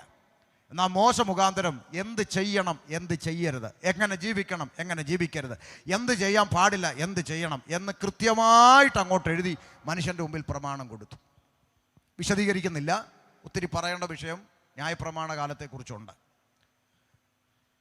എന്നാൽ പ്രമാണം കയ്യിൽ വെച്ചുകൊണ്ട് ജനം പിന്നെയും അവരവരുടെ ഇഷ്ടത്തിന് ജീവിക്കാൻ തുടങ്ങി. അതിന് കർത്താവായ യേശുക്രിസ്തുവിൻ്റെ ഭാഷയിൽ ഞാൻ ഇങ്ങനെ പറയാം. യേശു കർത്താവ് അതിനെക്കുറിച്ച് പറഞ്ഞൊരു വാചകം മത്തായി സുവിശേഷത്തിലുണ്ട്. ഇങ്ങനെയാണ് പറഞ്ഞത്: ഈ ജനം അധരം കൊണ്ട് എന്നെ ബഹുമാനിക്കുന്നു. അധരത്തിൽ എപ്പോഴും കർത്താവ്, യേശുവപ്പ, ഈശോയേ, ദൈവമേ, രക്തം ജയം, ഹല്ലേലൂയ. ചിലർ യേശുവപ്പ, ഉമ്മ എന്നൊക്കെ പറയുന്നതാണ്. ആയിക്കോട്ടെ, അധരം കൊണ്ട് എന്നെ ബഹുമാനിക്കുന്നു. പക്ഷെ അടുത്ത വാക്കെന്തെന്നറിയാമോ? ഹൃദയം കൊണ്ട് എന്നെ വിട്ട് അവർ ദൂരത്തായിരിക്കുന്നു. അതിൻ്റെ കാരണം പറഞ്ഞതാണ് എന്നെ ചിന്തിപ്പിച്ചത്. അതിൻ്റെ കാരണം കർത്താവ് അടുത്ത വാക്യത്തിൽ പറയുക: മാനുഷിക കൽപ്പനകളായ ഉപദേശങ്ങളെ അവർ പഠിപ്പിക്കുന്നത് കൊണ്ട് ഈ ജനം എന്നെ വ്യർത്ഥമായി ഭജിക്കുന്നു. കാരണം പിടികിട്ടിയോ? ദൈവത്തിൻ്റെ കൽപ്പന പഠിപ്പിക്കാതെ മാനുഷിക ഉപദേശങ്ങളാണ് ഈ ജനത്തെ പഠിപ്പിച്ചുകൊണ്ടിരിക്കുന്നത്. അതുകൊണ്ട് അവർക്ക് സത്യം അറിയത്തില്ല, എങ്കിലും അവർ കർത്താവിനെ സ്നേഹിക്കുക. ഒരു കൂട്ടം ജനം നമുക്കിടയിൽ അവർക്ക് കർത്താവിനെ ഇഷ്ടമാ, ദൈവത്തെ ഭയമാ, സ്നേഹമാ. പക്ഷേ ദൈവകൽപ്പന അവരെ ശരിയായി പഠിപ്പിക്കാൻ ആളില്ലാത്തത് കൊണ്ട് അവർ മാനുഷിക കൽപ്പനകളിൽ പെട്ട് കിടക്കുന്നു. ദൈവത്തിൻ്റെ അടുക്കൽ നിന്ന് അവരുടെ ഹൃദയം ദൂരത്തായിരിക്കുന്നു. എന്ന് വെച്ചാൽ ഞാൻ ഇങ്ങനെ പറയും, പണ്ട് മറിയാമ്മ ഒരു ഫ്രിഡ്ജ് മേടിച്ചപ്പോൾ അതിൻ്റെ കൂടെ എന്ത് ചെയ്യണം, എന്ത് ചെയ്യണ്ട എന്ന് എഴുതി ഒരു കാറ്റലോഗ് കിട്ടി. നമുക്ക് എന്തോ മേടിച്ചാലും കിട്ടും. മൊബൈൽ വാങ്ങിയാൽ കിട്ടും. ഇപ്പം മെഡിക്കൽ സ്റ്റോറിൽ നിന്ന് 10 രൂപയുടെ എലിവേഷൻ മേടിച്ചാലും അതിൻ്റെ അകത്തും ചുരുട്ടി വെച്ചേക്കും ഒരു തുണ്ട് പേപ്പർ. ഇങ്ങനെ ചെയ്യണം, ഇങ്ങനെ ചെയ്യരുത്, ആഹാരത്തിൻ്റെ അടുത്ത് വെക്കരുത്, പിള്ളേരുടെ അടുക്ക വെക്കരുത് എന്നൊക്കെ പറഞ്ഞിട്ട് കിട്ടും. ഇതുപോലെ മറിയാമ്മയ്ക്കും കിട്ടി ഒരു കാറ്റലോഗ്, എങ്ങനെ ഉപയോഗിക്കണം എങ്ങനെ. മറിയാമ്മ ഈ കാറ്റലോഗ് കൊണ്ടുവന്ന് ഫ്രിഡ്ജിൻ്റെ തലയിൽ വെച്ച് ഒരു കമ്പിളി തുണി എടുത്ത് അങ്ങ് മൂടി. ഇപ്പം കാറ്റലോഗ് എവിടെ ഇരിക്കുക? ഫ്രിഡ്ജിൻ്റെ മുകളിൽ, കമ്പിളി തുണിയുടെ കീഴേ. 2 ദിവസം കഴിഞ്ഞപ്പോൾ പുതിയ ഫ്രീസർ ഐസ് കട്ട പിടിച്ച് നിറഞ്ഞു. ഇപ്പം മറിയാമ്മ അടുക്കളയിൽ പോയി ഒരു പിച്ചാത്തി എടുത്തുകൊണ്ട് കുത്തി ഇളക്കാൻ വരിക. പിന്നെ കൊച്ചുമോൻ അവിടെ നിൽപ്പുണ്ട്, കമ്പ്യൂട്ടർ ചെറുക്കൻ. അവൻ പറഞ്ഞു, അമ്മാമ്മ എവിടെ പോവാ? എടാ ഫ്രീസർ കട്ടിയായിട്ട് കുത്തി ഇളക്കാൻ. എൻ്റെ പൊന്നെ അമ്മാമ്മേ, എന്നാടാ വല്ലപ്പോഴും എങ്കിലും ആ കമ്പനിക്കാർ തന്ന പുസ്തകം എടുത്തൊന്ന് വായിക്കുക. പുസ്തകം എന്തിയെ? ആ പുസ്തകം ഫ്രിഡ്ജിൻ്റെ തലയിൽ ഇരിപ്പുണ്ടെന്ന്. അതെടുത്ത് വായിക്കേ. ഈ ഫ്രീസറിൻ്റെ അകത്ത് ഗ്യാസ് നിറച്ച കുഴലുകളുണ്ട് ഇങ്ങനെ. അതുകൊണ്ടാണ് ഇത് തണുക്കണേ വെള്ളം. മുനയുള്ള കമ്പിയും പിന്നും പിച്ചാത്തിയും സൂചിയും ഒന്നും കൊണ്ട് അതിനകത്തിട്ട് കുത്തരുതെന്ന്. അങ്ങനെ കുത്തി ആ ഗ്യാസ് ലീക്കാവും, പിന്നെ ഇത് വർക്ക് ചെയ്യല. അപ്പോൾ പിന്നെ ഇത് ഓഫ് ചെയ്തിട്ട് ഇത് അലിച്ച് കളയണമെന്നൊക്കെ അതിനകത്ത് എഴുതി വെച്ചു. വല്ലപ്പോഴും അതെടുത്തൊന്ന് വായിക്കണം. ഉടനെ മറിയാമ്മ പറയുക, പിന്നെ കമ്പനിക്കാരങ്ങനെ എന്തെല്ലാം എഴുതി വെക്കും. ഞാൻ ഇത് ഇന്നും ഇന്നലെ തുടങ്ങിയ കുത്തല്ല, ഞങ്ങളുടെ വല്യപ്പച്ചൻ്റെ കാലം തൊട്ട് ഈ കുത്താന്ന്. ഇങ്ങനെ കുത്തുന്ന്. കുത്ത് പല്ലാൻ്റെ ഇപ്പം എന്താ പറയാൻ? ഇവിടെ ക്രിസ്ത്യാനിയോട് ഇത് പറയുമ്പോൾ അവൻ പറയാം, ആ പുസ്തകത്തിൽ അങ്ങനെ പലതും പറയും, പക്ഷെ ഞങ്ങളിത് ഞങ്ങളുടെ വല്യപ്പൻ്റെ കാലം തൊട്ട് ഇങ്ങനെ കുത്ത്. ഇവിടെ പുസ്തകം എടുത്ത് വായിച്ചു നോക്കാൻ. ഇത് ദൈവത്തിൻ്റെ പ്രമാണം ജനത്തിന് കൊടുത്തിട്ടും പ്രമാണം വെച്ചുകൊണ്ട് പിന്നെയും ജനം മാനുഷിക ഇഷ്ടത്തിനനുസരിച്ച് ജീവിച്ച് മുന്നോട്ട് പോകുമ്പോൾ അടുത്ത സ്റ്റെപ്പ് ദൈവം മനുഷ്യന്റെ മുമ്പിൽ പ്രവാചകന്മാരെ അയക്കുക. പുസ്തകം വായിക്കണം. യെശയ്യാ, യിരെമ്യാ, എഹെസ്കേൽ, ദാനിയേൽ, ഹോശ, യോവേൽ തുടങ്ങി പ്രവാചക ഗണത്തെ രംഗത്തിറക്കി. എന്തിനാ? ഇപ്പോഴും നമുക്ക് ഇഷ്ടമുള്ള ഒരു കൂട്ടരാ. ആര്?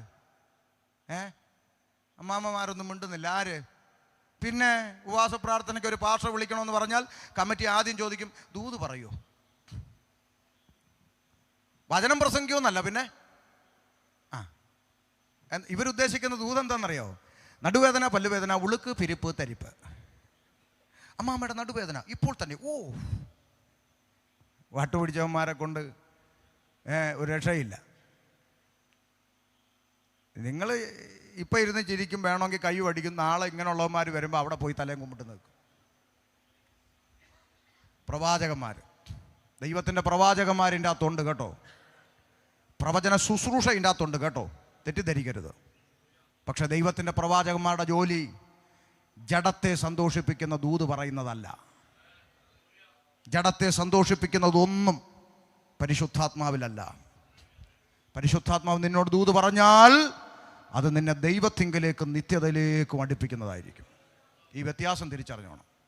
അല്ലാതെ ഈ ചെങ്ങന്നൂരും ഒക്കെ ഓരോ വട്ടന്മാരിരുന്ന് വിളിച്ച് പറയുന്നുണ്ട്, നിൻ്റെ വീട്ടിലേക്ക് വരുമ്പോൾ ഒരു മാങ്ങയില്ലേ? ഉണ്ട്. അതിൻ്റെ അപ്പുറത്തൊരു തേങ്ങയില്ലേ? ഉണ്ട്. ഇപ്പുറത്തൊരു അടക്കയില്ലേ? ഉണ്ട്.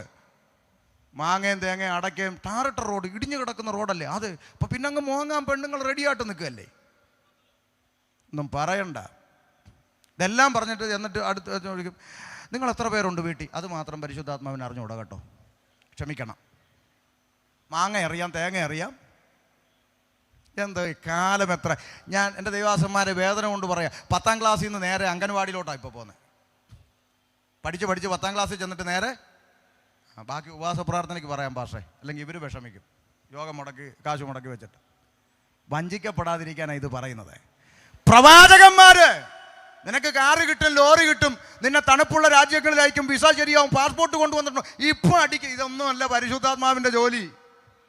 ചേച്ചിയുടെ കഷണ്ടിയിൽ മുടി കിളിർക്കുന്നു, ചേട്ടൻ്റെ പല്ലിൻ്റെ പോട് യേശു അടയ്ക്കും. പിന്നെ യേശുവിന് ഇപ്പോൾ ഇതൊക്കെയാ പണി. ഒന്നുമല്ല.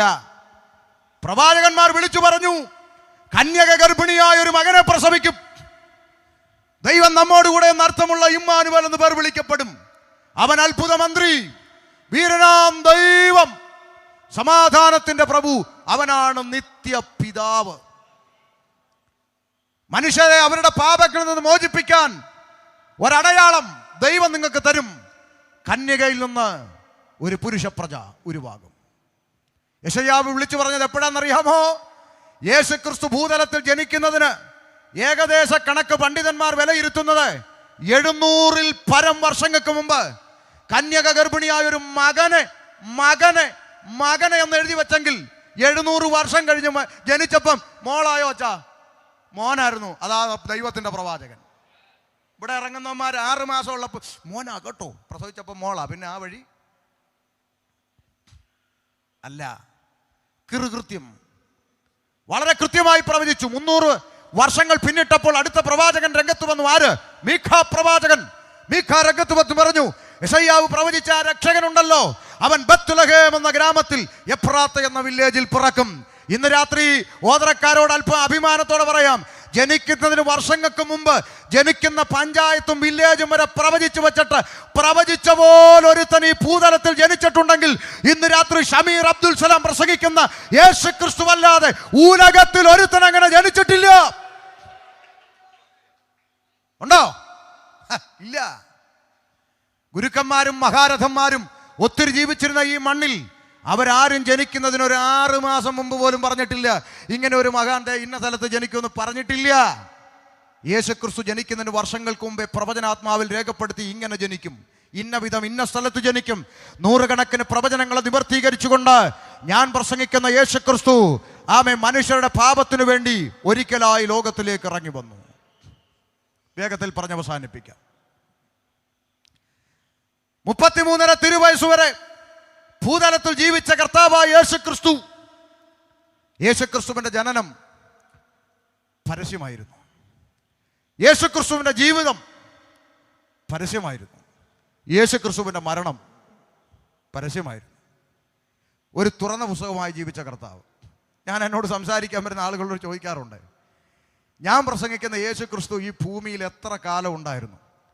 അത്രയും കാലം വരെ യേശു പറഞ്ഞത് ഇന്നും ഞങ്ങൾക്ക് പറയാം, യേശു ചെയ്തത് ഇന്നും ചെയ്യാം, നാളെ ജനിക്കാൻ പോകുന്ന ഒരു കുഞ്ഞിനും അത് ചെയ്യാം, ഏത് കാലഘട്ടത്തിലും ചെയ്യാം. നിങ്ങളുടെ നേതാക്കന്മാർ പറഞ്ഞതും പഠിപ്പിച്ചതും വല്ലോ ഇന്ന് ചെയ്യാൻ തുടങ്ങിയാൽ അകത്ത് കിടന്ന് ഉണ്ട തിന്നുവേ എന്ന് പറയാറുണ്ട്. മനസ്സിലായോ? ഇന്ന് ചെയ്യാൻ പറ്റത്തില്ല. എന്നാൽ യേശു പഠിപ്പിച്ചത് എല്ലാ കാലത്തുമുള്ളവർക്കും ചെയ്യാം. തുറന്ന പുസ്തകം, മാതൃകയുള്ള ജീവിതം. സർവ്വമനുഷ്യന്റെയും പാപത്തിന് പരിഹാരം വരുത്തുവാൻ പാപത്തിന്റെ ശമ്പളമാകുന്ന മരണമെന്ന ശിക്ഷാവിധി ചുമലിൽ ഏറ്റെടുത്തുകൊണ്ട് ഞാൻ പ്രസംഗിക്കുന്ന യേശു ക്രിസ്തു കാൽവരിയുടെ കൊലക്കളത്തിലേക്ക് നടന്നു കയറി. ഇന്ന് രാത്രി പുറം കണ്ണടച്ച് അകക്കണ്ണ് തുറന്ന് കാൽവരിയിലേക്ക് നോക്കിയാൽ ഒരു കാഴ്ച കാണാം. ആയിരങ്ങളിൽ പതിനായിരങ്ങളിൽ സുന്ദരനായവൻ, വെണ്മയും ചുവപ്പുമുള്ളവൻ, എൻ്റെ പ്രിയനെന്ന് ശൂനേങ്കാരത്തി പറഞ്ഞപ്പോൾ അപ്പുറത്തെ പ്രവാചകൻ വിളിച്ചു പറഞ്ഞു, അല്ലല്ല, അവനെ കണ്ടാൽ ആളല്ല എന്ന് തോന്നുമാർ അവൻ വിരൂപനാണ്. അവനെ കണ്ടാൽ രൂപഗുണമില്ല, അവൻ ആഗ്രഹിക്കത്തക്ക സൗന്ദര്യമില്ല. ഒന്ന് ചിന്തിക്കണം, ആയിരങ്ങളിൽ പതിനായിരങ്ങളിൽ സുന്ദരനായവൻ, വെണ്മയും ചുവപ്പുമുള്ള ഇവൻ എന്തു പറ്റി കാൽവരിയുടെ കൊലക്കളത്തിൽ എന്നെയും നിന്നെയും രക്ഷിപ്പാൻ? ആമേൻ. കാൽവരിയിൽ പീഡനങ്ങൾ ഏറ്റുവാങ്ങിക്കൊണ്ട് ഒരു മാംസക്കഷ്ണത്തെ തൂക്കിയിട്ടിരിക്കുന്നത് പോലെ കാൽവരിയുടെ കൊലക്കളത്തിൽ പിടയുന്ന യേശുക്രിസ്തുവിനെ ഇന്ന് രാത്രി എത്ര ഹൃദയങ്ങളിൽ കാണാൻ സാധിക്കുന്നുണ്ട്? മറക്കരുത്, എന്നെയും നിന്നെയും പാപത്തിൻ്റെ പടുകുഴിയിൽ നിന്ന് രക്ഷിപ്പാൻ എൻ്റെ യേശു കാൽവരിയിൽ എനിക്കും നിനക്കും പകരമായി യാഗമായി മാറി. അരിമത്യക്കാരനായ യോസേഫിന്റെ കല്ലറക്കൽ യേശുക്രിസ്തുവിന്റെ ഭൗതിക ശരീരം അടക്കം ചെയ്യപ്പെട്ടു. ഞാനിങ്ങനെ പറയാം, ഒരു ബാങ്കിന്റെ മുമ്പിൽ പോലീസ് കാവൽ നിൽക്കുന്നത് നമുക്ക് മനസ്സിലാക്കാം. ഒരു ATM കൗണ്ടറിന്റെ മുമ്പിൽ പോലീസും സെക്യൂരിറ്റി നിൽക്കുന്നത് നമുക്ക് മനസ്സിലാക്കാം. ഒരു ഡെഡ് ബോഡിയുടെ മുമ്പിൽ പട്ടാളക്കാർ തോക്കും കൊണ്ട് നിൽക്കേണ്ട ആവശ്യമുണ്ടോ? ഡെഡ് ബോഡി ആരെങ്കിലും എടുത്തുകൊണ്ട് പോവോ? ചരിത്രത്തിലാദ്യമായി യേശുക്രിസ്തുവിന്റെ കബറിടത്തിന്റെ മുമ്പിൽ അതാ കണ്ണിലഗ്നിയും കയ്യിൽ ആയുധവുമായി റോമൻ പടയാളികൾ കാവൽ നിൽക്കുന്നു. എന്തിന്? ഇവൻ ജീവിച്ചിരുന്നപ്പോൾ പ്രഖ്യാപിച്ചു, മനുഷ്യപുത്രൻ അനേകരുടെ പാപങ്ങൾക്ക് വേണ്ടി ജീവനെ കൊടുക്കുകയും അതിനെ തിരികെ പ്രാപിക്കുകയും ചെയ്യും. യേശു ഉയർത്തെഴുന്നേൽക്കാതിരിപ്പാൻ റോമൻ പടയാളികൾ പട്ടാളക്കൂട്ടത്തെ കാവൽ നിർത്തിയിട്ടും ഇന്ന് രാത്രി ഞാൻ ഇങ്ങനെ പറയട്ടെ, 3 ആണി കൊണ്ട് അരിമത്യക്കാരനായ യോസേഫിന്റെ കല്ലറ കൊണ്ട് യേശു എന്ന വ്യക്തിത്വം അവസാനിച്ചിരുന്നെങ്കിൽ 3 ആണി കൊണ്ട് അവസാനിച്ച യേശുവിനെ പ്രസംഗിക്കാൻ ഷമീർ വരത്തില്ല ഓതറയിൽ.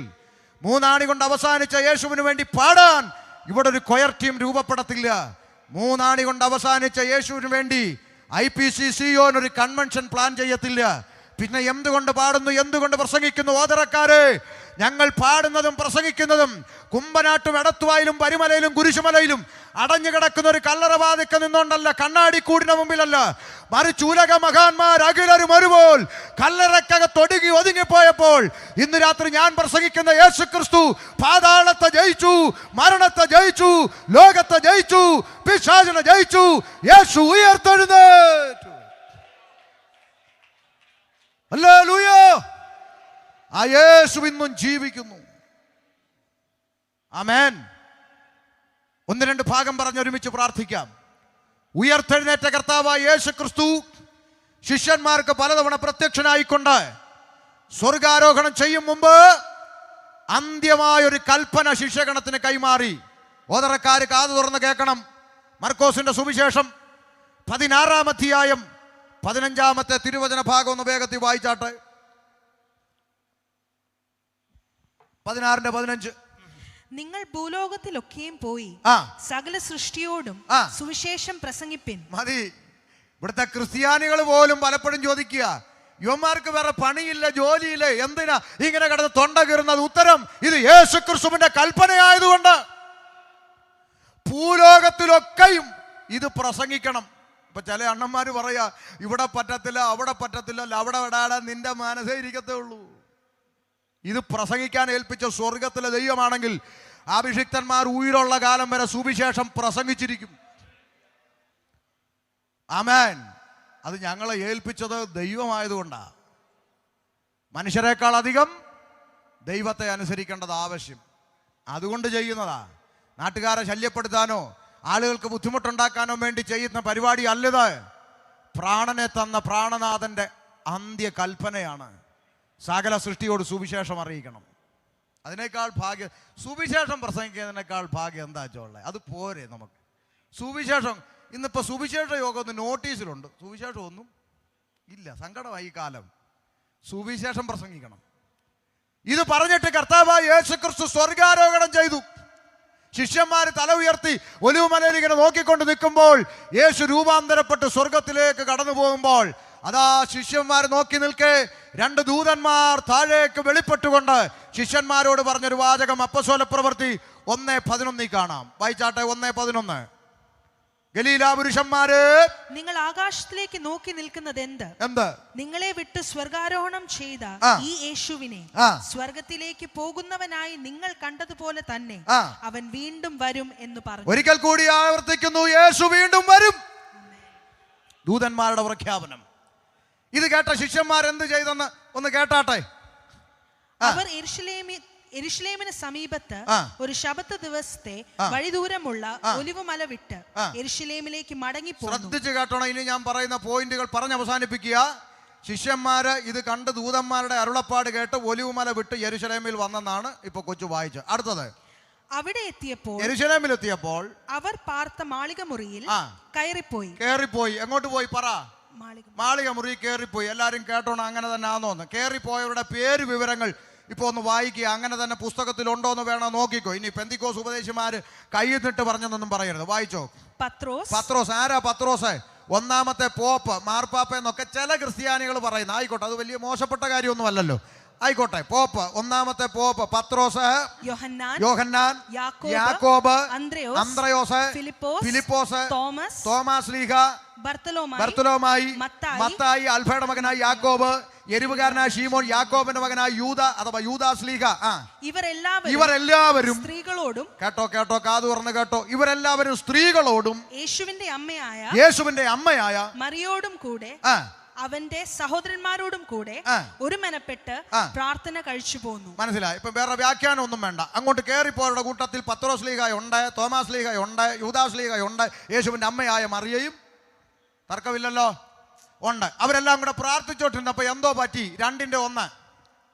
പെന്തക്കോസ്ത് നാൾ വന്നപ്പോൾ, ഒന്നൂടെ, പെന്തക്കോസ്ത് നാൾ വന്നപ്പോൾ അവരെല്ലാവരും കൂടെ ഒരുമനപ്പെട്ട് പ്രാർത്ഥന കഴിച്ചുകൊണ്ടിരുന്നപ്പോൾ അവരുടെ ഇടയിലോട്ട് കുറച്ച് പെന്തക്കോസുകാർ വന്നപ്പോൾ. അങ്ങനാണോ? ആണോ അമ്മച്ചി? അല്ല, പെന്തക്കോസുകാർ അങ്ങനെ ഒരു കാറും ഇല്ല. പെന്തക്കോസ് നാൾ വന്നപ്പോൾ. എന്താ അത്? 50-ാം പെരുന്നാൾ ദിവസം. ഒരു പെരുന്നാൾ ദിവസം വന്നു. ആ പെരുന്നാൾ ദിവസത്തിന്റെ പേരാണ് പെന്തക്കുസ്ത, ഡേ ഓഫ് പെന്തക്കോസ്. പെന്തക്കുസ്ത പെരുന്നാൾ ദിവസം വന്നപ്പോൾ എല്ലാവരും ഒരു സ്ഥലത്ത് ഒന്നിച്ചു കൂടിയിരുന്നു. അന്നേരമോ? വായിച്ചോ. പെട്ടെന്ന് കൊടിയ കാറ്റടിക്കുന്നത് പോലെ ആകാശത്ത് നിന്ന് ഒരു മുഴക്കമുണ്ടായി. ദൈവമക്കൾ കൂടുന്നിടത്ത് ഇച്ചിരി മുഴക്കമൊക്കെ ഉണ്ട്. മുഴക്കമുണ്ടായി. അവർ ഇരുന്നിരുന്ന വീട് മുഴുവനും നിറച്ചു. അഗ്നിജ്വാല പോലെ പിളർന്നിരിക്കുന്ന നാവുകൾ അവർക്ക് പ്രത്യക്ഷമായി അവരിൽ ഓരോരുത്തരുടെ മേൽ പതിഞ്ഞു. അടുത്ത വാക്ക് കാത് തുറന്ന് കേട്ടോണം. എല്ലാവരും പരിശുദ്ധാത്മാവ് നിറഞ്ഞവരായി ആത്മാവ് അവർക്ക് ഉച്ചരിപ്പാൻ നൽകിയതുപോലെ അന്യഭാഷകളിൽ സംസാരിച്ചു തുടങ്ങി. എന്ത് സംസാരിക്കാൻ തുടങ്ങി? അന്യഭാഷ. ഈ അന്യഭാഷ സംസാരിക്കുന്ന കൂട്ടത്തെയാണ് നാട്ടുകാരെന്നാ വിളിക്കുന്നത്? പെന്തക്കോസ്. അങ്ങനെയാണ് 1ാമത്തെ പെന്തക്കോസുകാരി മറിയ, അല്ലയോ?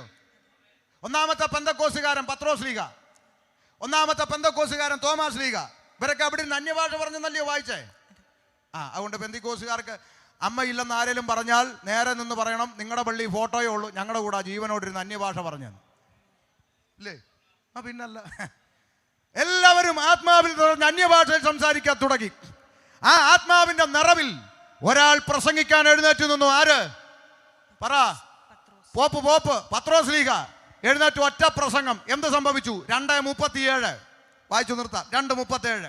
ഇത് കേട്ടിട്ട് അവർ ഹൃദയത്തിൽ കുത്തുകൊണ്ട്, ഒന്നൂടെ, ഇത് കേട്ടിട്ട് അവർ ഹൃദയത്തിൽ കുത്തുകൊണ്ട് പത്രോസ് ലീഗ പരിശുദ്ധാത്മാവിൽ നിറഞ്ഞ് ആത്മനിറവിൽ വചനം പ്രസംഗിച്ചപ്പോൾ പറയച്ചാ കേട്ടവർ ഹൃദയത്തിൽ കുത്തുകൊണ്ട്. നിങ്ങൾ പറ, എന്തുകൊണ്ടു? നിങ്ങളുടെ ആരുടെയെങ്കിലും ബൈബിളിൽ ഇക്കിളി കൊണ്ടെന്നുണ്ടോ? പറ. ഉണ്ടോ? ഇല്ല. പിന്നെന്താ കൊണ്ടേ? അപ്പൊ ഒരു കാര്യം ഒന്ന് മനസ്സിലാക്കിയിട്ട് വേണം ഇവിടുന്ന് ഇറങ്ങിപ്പോകാൻ. ഈ പുസ്തകത്തിൽ പറയുന്ന ആത്മാവ് നിറഞ്ഞവൻ ആത്മനിറവിൽ പ്രസംഗിച്ചാൽ കേൾക്കുന്നവർക്ക് ഇക്കിളിയല്ല, ചങ്കത്ത് കുത്തുകൊള്ളും. ഇരുവായ്ത്തലയുള്ള ഏത് വാളിനേക്കാളും മൂർച്ചയേറിയതും സദ്യമജ്ജ മാംസങ്ങളെ വേർപിടിപ്പിക്കും വരെ തുളച്ചു ചെല്ലുന്ന ജീവന്റെ വചനം അകത്തോട്ട് തുളച്ചു കയറിയപ്പോ കുത്തുകൊണ്ടെന്ന്. അതാ പിതാക്കന്മാരുടെ കാലത്തെ പ്രസംഗം. കുത്തുകൊള്ളും. ഇന്നിപ്പോ കുത്തുകൊള്ളുന്നതൊന്നും നമുക്ക് വലിയ താല്പര്യമില്ല. ഇപ്പം നമുക്കിപ്പോൾ കുത്തല്ല, നമുക്കിപ്പോൾ ഇക്കിളി വേണം. യോഗം കഴിഞ്ഞ് അങ്ങോട്ട് പോകുമ്പം ഫോൺ 10 മിസ് കോളോ കുഞ്ഞമ്മ വിളിച്ചോ, എന്നാ അമ്മാമ്മയെ വിളിച്ച യോഗത്തിലായിരുന്നു, അതാ എടുക്കാഞ്ഞ് ആണോ, എങ്ങനെ ഉണ്ടായിരുന്നു യോഗം? ഇത് പറയണ്ട മാമേ, ചിരിച്ച് ഇതാ ഇന്നത്തെ അവസ്ഥ. സങ്കടം കൊണ്ട് പറയാ ദേവാസന്മാരെ. എവിടെ മാനസാന്തരം, എവിടെ കുത്ത്? ഒന്നുമില്ല. ഒരു കോമഡി പോലെ കടന്നു പോവുക. ഇന്ന് രാത്രി മനം തിരിയണം, ഇന്ന് രാത്രി മാനസാന്തരം ഉണ്ടാകണം. ഇരുവായ്ത്തലയുള്ള ഏത് വാളിനേക്കാളും മൂർച്ചയേറിയ ദൈവത്തിന്റെ വചനം അകത്തോട്ട് കടന്നു എന്ന് കുത്തുകൊണ്ടവരെല്ലാം കൂടെ എന്ത് ചെയ്തു? പ്രസംഗിച്ച ഉപദേശിയുടെ കൊങ്ങായിക്ക് പിടിച്ചെന്നാണോ? ആണോ അമ്മാമേ? പിന്നെ എന്നാ വായിര് കുത്തുകൊണ്ട്? ഇത് കേട്ടിട്ട് അവർ ഹൃദയത്തിൽ കുത്തുകൊണ്ട് പത്രോസിനോടും ശേഷം അപ്പോസ്തലന്മാരോടും സഹോദരന്മാരായ പുരുഷന്മാര് ഞങ്ങൾ എന്ത് ചെയ്യേണ്ടു എന്ന് കുത്തുകൊണ്ടവര് കൊങ്ങായിക്ക് പിടിക്കാൻ ചെന്നതല്ല. കുത്തുകൊണ്ടവര് ചോദിച്ചു, നിങ്ങൾ ഓരോ വാക്ക് പ്രസംഗിക്കുമ്പോഴും എന്റെ ചങ്കത്ത് കത്തി കയറുകയായിരുന്നു. പറ ഉപദേശി പോപ്പേ പത്രോസേ എന്തോ ചെയ്യണം? അടുത്ത വാക്ക്. പത്രോസ് അവരോട് പേരന സാംബാഷ് ഓദർ IPCയിലെ പാസ്റ്റർ അവരോട്, അങ്ങനാണോ? അല്ല, സാംബാഷ് അവരോടൊന്നല്ല, പോപ്പ് പത്രോസ് ലീഗ അവരോട് നിങ്ങൾ മാനസാന്തരപ്പെട്ടു. ഒന്ന് നിങ്ങൾ എന്ത് ചെയ്യണം? പറ. മാനസാന്തരപ്പെടണം. പിന്നെ നിങ്ങളുടെ പാപങ്ങളുടെ മോചനത്തിനായി നിങ്ങളുടെ അകത്ത് കയറിയ പാപം പുറത്തു പോകണമെങ്കിൽ ഓരോരുത്തൻ യേശുക്രിസ്തുവിന്റെ നാമത്തിൽ സ്നാനമേൽപ്പിൻ. കേട്ടോ, പെന്തിക്കോസുകാരെ പഠിപ്പിക്കൽ ഉണ്ടാക്കി വെച്ചതല്ല. ഒന്നാമത്തെ പോപ്പ് പത്രോസ് ലീഗ പറയുക, അകത്ത് കയറിയ പാപം പുറത്തു പോകണോ, നിങ്ങൾ മാനസാന്തരപ്പെട്ട് സ്നാനമേൽക്കാൻ. ഇല്ലേ? ഈ പോപ്പ് പറഞ്ഞതല്ലേ നമ്മൾ ഇന്നും പറഞ്ഞുകൊണ്ടിരിക്കുന്നത്. ഇങ്ങേരായി കുഴപ്പമുണ്ടാക്കി വെച്ച് അങ്ങേർക്ക് സത്യത്തിൽ പറഞ്ഞുകൊണ്ടായിരുന്നു, നിങ്ങൾ ഓരോരുത്തരും പാപങ്ങളുടെ മോചനത്തിനായി ഞങ്ങളുടെ അടുക്കൽ വന്ന് കുമ്പസരിപ്പി. അങ്ങനെ ഒന്ന് പറഞ്ഞെങ്കിൽ ഞങ്ങൾ ഇന്ന് അതല്ലേ പറയത്തുള്ളായിരുന്നു. ഇങ്ങേരായി ഇടങ്ങേറുണ്ടാക്കിയ പുസ്തകത്തിൽ അങ്ങനെ പറഞ്ഞില്ല. പോപ്പ് പറഞ്ഞത് ഓരോരുത്തരും മാനസാന്തരപ്പെട്ട് സ്നാനപ്പെടാനാ. ഞങ്ങളും അത് തന്നെ പറയുന്നുള്ളൂ അമ്മാമേ. വള്ളിപ്പുള്ളി വ്യത്യാസം വരുത്തിയോ മാറ്റം വരുത്തിയോ പഠിപ്പിക്കാനല്ല ഞങ്ങളെ ഏൽപ്പിച്ചത്. അകത്ത് കയറിയ പാപത്തിൽ നിന്ന് മോചനം വേണോ? ഇന്ന് രാത്രി ഓതറക്കാരെ ഒരു നാണയത്തൊട്ട് കൊടുക്കേണ്ട, 1 കിലോമീറ്റർ നടക്കേണ്ട, ഒരു മെഴുകുതിരി കത്തിക്കണ്ട. ഇന്ന് രാത്രി സൗജന്യമായ പാപമോചനം ലഭിക്കും. മാനസാന്തരപ്പെട്ട് സ്നാനമേൽപ്പീൻ, എന്നാൽ പാപമോചനം ലഭിക്കും. ഇപ്പം ചില ആളുകൾ പറയും, പാസ്റ്ററെ ഞങ്ങൾ സ്നാനപ്പെട്ടതാ, എന്നാ ഒരു 5 മിനിറ്റ് കൂടെ ഞാൻ എടുക്കുക. ഇന്ന് പാടാനൊന്നും സമയം എടുക്കത്തില്ല, നിയോഗിച്ചവർ പ്രാർത്ഥിച്ച് നിർത്തും, നാളെ മറ്റന്നാളും പാടിക്കും. ഇത് പറയാൻ പോയി എനിക്കും സ്വസ്ഥതയില്ല, അതുകൊണ്ടാണ്. എൻ്റെ അത്രയും ദൂരെ പോകേണ്ട ഒരാരും ഇല്ലല്ലോ, ഉണ്ടോ? ഇല്ല, 5 മിനിറ്റ്. ഓക്കെ. ചില ആളുകൾ പറയാ, പാസ്റ്ററെ ഞങ്ങൾ കുഞ്ഞിലെ അങ്ങ് സ്നാനപ്പെട്ടിട്ടുണ്ട്, അപ്പം മാനസാന്തരമോ അത് വളരുമ്പോൾ മതിയെന്നാണ് പറഞ്ഞത്. നമ്മളെല്ലാവരും ഇന്ന് കുളിച്ചിട്ട് തല തോർത്തി. വർഷങ്ങളായിട്ട് ഇത് തന്നെയാണ് ചെയ്യുന്നത്. ഇപ്പം നാളെ തൊട്ടൊരു ചേഞ്ച്. ആദ്യം തല തോർത്തിയിട്ട് അങ്ങനെ ചെയ്താലും ഇങ്ങനെ ചെയ്താലും കുഴപ്പമില്ലെത്താ. കുഴപ്പമുണ്ടായി. നമ്മുടെ നിത്യജീവിതത്തിൽ നമ്മൾ ചെയ്യുന്ന ഒരു കാര്യം തലതിരിച്ച പ്രശ്നമാണെങ്കിൽ, ആകാശം മാറിയാലും ഭൂമി ഒഴിഞ്ഞു പോയാലും മാറ്റം വരാത്ത ദൈവവചനം ആരും തലതിരിക്കണ്ട. മാനസാന്തരപ്പെട്ട് സ്നാനമേൽക്കണമെന്നാണ് തിരുവചനമെങ്കിൽ ആദ്യം നടക്കേണ്ടത് മാനസാന്തരം, ആദ്യം നടക്കേണ്ടത് വിശ്വാസം. വിശ്വസിക്കുകയും സ്നാനമേൽക്കുകയും ചെയ്തവൻ രക്ഷിക്കപ്പെടുമെന്ന് വചനം. അങ്ങനെങ്കിൽ വിശ്വാസം നിമിത്തം മാനസാന്തരം നടക്കണം. മാനസാന്തരപ്പെട്ടവന് സ്നാനപ്പെടേണ്ടതായി. മാനസാന്തരം എന്ന് പേപ്പറിൽ എഴുതി കാണിച്ചാൽ മനസ്സിലാകാത്ത കുഞ്ഞിനെ എടുത്ത് ഒക്കത്ത് വെച്ച് നിനക്ക് 2000 വർഷം മുർത്തവായ യേശു ക്രിസ്തുവിന്റെ പാപത്തിന് വേണ്ടി വന്നത് മരിച്ചെന്നും അടക്കപ്പെട്ടെന്നും ഉയർത്തെഴുന്നേറ്റ് നിന്നെ ചേർക്കാൻ വീണ്ടും വരുമെന്നും കുഞ്ഞുവാവേ നീ വിശ്വസിക്കുന്നു? കുഞ്ഞാവ അപ്പൊ കുഞ്ഞുവാവ വാ തുറന്ന് പറയണം, യെസ് ഐ ബിലീവ് ദാറ്റ്, ഞാനത് വിശ്വസിക്കുന്നു. സ്നാനപ്പെടുത്തിക്കോ. അതാ വേദപുസ്തകത്തിലെ സ്നാനം. മനസ്സിലാവുന്നുണ്ടോ? അപ്പോൾ ഇന്നാളൊരു ക്രിസ്ത്യാനി എൻ്റെ അടുത്ത് വന്ന് പറഞ്ഞു, പാസ്റ്റർ മുസ്ലിമിന്ന് വന്നുകൊണ്ട് അറിയാത്തതുകൊണ്ടാ. അതിനാ ഞങ്ങൾ കുഞ്ഞു പറയത്തില്ലെന്ന് ഞങ്ങൾക്കും അറിയാം, പിന്നെ പറയാൻ പകരം ഒരാളെ പുറകെ പകരം നിർത്തുവന്ന്. നിങ്ങൾ പിന്നെ വിവാഹ നിശ്ചയമൊക്കെ കൂടാൻ പള്ളിയിൽ പോയിട്ടുണ്ടോ? ഉണ്ടോ? വേഗം പറ ഉണ്ടോ? ഉണ്ട്. അപ്പോൾ പള്ളിയിൽ അച്ഛൻ അവിടെ കയറി നിന്നുകൊണ്ട് ഇങ്ങനെ ചോദിക്കാറുണ്ടോ, പ്രിയ സൂസമ്മേ, നിന്റെ വലതു ഭാഗത്ത് നിൽക്കുന്ന ജേക്കബിൻ്റെയും ജോഷാമ്മയുടെ മകൻ സണ്ണിക്കുട്ടിയെ വിവാഹം കഴിക്കാൻ നിനക്ക് ചോദിക്കാറുണ്ടോ? ഉണ്ടോ? പറ. അതിന് എനിക്ക് അറിഞ്ഞുകൂടാത്തതുകൊണ്ടാണ് നിങ്ങൾ പറയണതാ. ഉണ്ടോ? ഉണ്ട്. അപ്പോൾ പെണ്ണിൻ്റെ അപ്പൻ, ജനിപ്പിച്ച അപ്പൻ, സ്വന്തം അപ്പൻ പുറകെ നിന്നുകൊണ്ട് പറയുക, സമ്മതമാണ്. ഏതെങ്കിലും അച്ഛന്മാർ നടത്തുമോ? മുണ്ടുന്നില്ല. അതിനാ സ്വന്തം അപ്പനല്ലേ, വാടകയ്ക്കെടുത്തൊന്നും അല്ലല്ലോ. നടത്തുമോ? ഇല്ല. അച്ഛൻ വേണേ ഒന്ന് നോക്കും, എന്നിട്ട് വീണ്ടും പറ, സൂസമ്മേ, നിന്റെ വലതു ഭാഗത്ത് നിൽക്കുന്ന ജേക്കബിൻ്റെ ജോഷാമ്മയുടെ മകൻ സണ്ണിക്കുട്ടി വിവാഹം കഴിക്കാൻ നിനക്ക് സമ്മതമാണോ? ഉടനെ പ്രസവിച്ച അമ്മ അപ്പുറത്ത് നിന്നുണ്ട്. ആ സമ്മതമാച്ചോ, അവളാ കെട്ടണമെന്ന് പറഞ്ഞ് നടന്നേ അങ്ങോട്ട് കെട്ടിക്കോ. പിന്നെ ആര് പറയണം? വാ തുറന്ന് പറ. മണവാട്ടി ആരോ അവള് പറയണം എനിക്ക് സമ്മതമാണെന്ന്. ഇന്ന് രാത്രി കാത് തുറന്ന് കേട്ടോ. ഈ ലോകത്തിലെ മണവാട്ടിയാകാൻ പെറ്റ തള്ള പറഞ്ഞാൽ പോരെങ്കിൽ, ഈ ലോകത്തിലെ മണവാട്ടിയാകാൻ ജനിപ്പിച്ച അപ്പൻ പറഞ്ഞാൽ പോരെങ്കിൽ, കുഞ്ഞാടിന്റെ കാന്തയാകാൻ, സ്വർലോക മണവാട്ടിയാകാൻ, ക്രിസ്തുയേശുവിന്റെ വേളി കടിക്കുന്ന മണവാട്ടി സഭയാകാൻ പകരക്കാര് പറഞ്ഞാൽ ഒക്കത്തില്ല ചായോ. അധരം കൊണ്ട് ഏറ്റു പറയണം, ഹൃദയം കൊണ്ട് വിശ്വസിക്കണം, മാനസാന്തരം സംഭവിക്കണം. അതുകൊണ്ടാ പറഞ്ഞത് മാനസാന്തരപ്പെട്ട് സ്നാനമേൽപ്പീൻ. വായിച്ചു നിർത്തുന്നു, എന്നാൽ പാപമോചനം ലഭിക്കും. അടുത്ത വാക്ക് എന്നാൽ ദാനം ലഭിക്കും. അടുത്തത് വാഗ്ദത്തം നിങ്ങൾക്കും നിങ്ങളുടെ മക്കൾക്കും നമ്മുടെ ദൈവമായ കർത്താവ് വിളിച്ചു വരുത്തുന്ന ദൂരസ്ഥരായ ഏവർക്കും ഉള്ളതല്ലോ എന്ന് പറഞ്ഞു. എന്ന് പറഞ്ഞാൽ എന്താ? എന്ന് പറഞ്ഞാൽ ഒന്നുമില്ല. ഈ വാഗ്ദത്തത്തെയും പരിശുദ്ധാത്മാവ് നിങ്ങൾക്കും നിങ്ങളുടെ മക്കൾക്കും ഇനി കർത്താവ് വിളിച്ചു വരുത്തുന്ന ദൂരെ കിടക്കുന്ന ഞങ്ങളെപ്പോലുള്ളവർക്കും കൊടുക്കുമെന്ന്. അതാ ഇപ്പൊ നടന്നുകൊണ്ടിരിക്കുന്നത്. ഉള്ളതല്ല. അടുത്ത വാക്ക് മറ്റു പല വാക്കുകളാലും അവൻ സാക്ഷ്യം പറഞ്ഞ് അവരെ പ്രബോധിപ്പിച്ചു. ഈ വക്രതയുള്ള തലമുറയിൽ നിന്ന് രക്ഷിക്കപ്പെടുമെന്ന് അവൻ അവരോട് പറഞ്ഞു. അടുത്ത വാക്ക് അവന്റെ വാക്ക് കൈക്കൊണ്ടവർ സ്നാനമേറ്റു. എത്ര പേര്? അന്ന് 3000-ഓളം പേർ അവരോട് ചേർന്നു. ഒറ്റ പ്രസംഗം. ആർക്ക് വേണം? കൈപൊക്ക് കാലുപൊക്കെന്നൊന്നും പറഞ്ഞില്ല. ഒറ്റ പ്രസംഗം. കുത്തുകൊള്ളേണ്ടുന്ന വിധം കുത്തുകൊള്ളുന്ന ഒറ്റ പ്രസംഗം. 3000 പേര് രംഗത്ത് വന്നിട്ട് പറഞ്ഞു, പാസ്റ്ററെ ഞങ്ങൾക്ക് സ്നാനപ്പെടണം. ഇവിടെ ഉദ്ഘാടനം ചെയ്തോ പറഞ്ഞു 10 പേരെ കൊണ്ട് കൊട്ടാൻ തുടങ്ങിയ ഒരു വീട്ടിലെ കൂട്ടായ്മ ഇന്ന് 100 പേരിലധികം എത്തി നിൽക്കണമെങ്കിൽ കെട്ടി വലിച്ചു കൊണ്ടുവന്നതല്ല. വചനം ഹൃദയത്തിനകത്തേക്ക് തുളച്ചു കയറിയപ്പോൾ, ആമേ പരിശുദ്ധാത്മാ ഹൃദയത്തിൽ ബോധ്യം വരുത്തിയപ്പോൾ എനിക്ക് സ്നാനപ്പെടണം ഭാഷ എന്ന് പറഞ്ഞ് മുമ്പോട്ട് വന്ന ജീവിതങ്ങളാണ് ഇതിനകത്തിരിക്കുന്നത്. പിടിച്ചു വലിച്ചും കെട്ടിവലിച്ചും കൊണ്ടുവന്നവരല്ല, വചനത്തിന്റെ സത്യത്താൽ സ്വതന്ത്രരാക്കപ്പെട്ട ജനം. 3000 പേര് വന്ന് പറഞ്ഞു ഞങ്ങൾക്ക് സ്നാനപ്പെടണം. അടുത്ത വാക്ക് അവർ അപ്പോസ്തലന്മാരുടെ ഉപദേശം കേട്ടും. ഒന്നോടെ അവർ അപ്പോസ്തലന്മാരുടെ ഉപദേശം കേട്ടു. സ്നാനപ്പെട്ടവർ എന്ത് ചെയ്തു? അപ്പോസ്തലന്മാരുടെ ഉപദേശം കേട്ടോ പാസ്റ്റർമാരെ, കേട്ടോ. ഇന്നിപ്പോ അങ്ങനല്ല. മാമ ഇവിടെ വന്ന് ഞങ്ങളുടെ കൂടെ സ്നാനപ്പെട്. സ്നാനപ്പെട്ടിട്ട് പിന്നെ ഏത് പള്ളിയിലാന്ന് വെച്ചാൽ അവിടെ ഇവൻ കാട്ടുകള്ളനാണ്. മനസ്സിലാക്കിക്കോണം.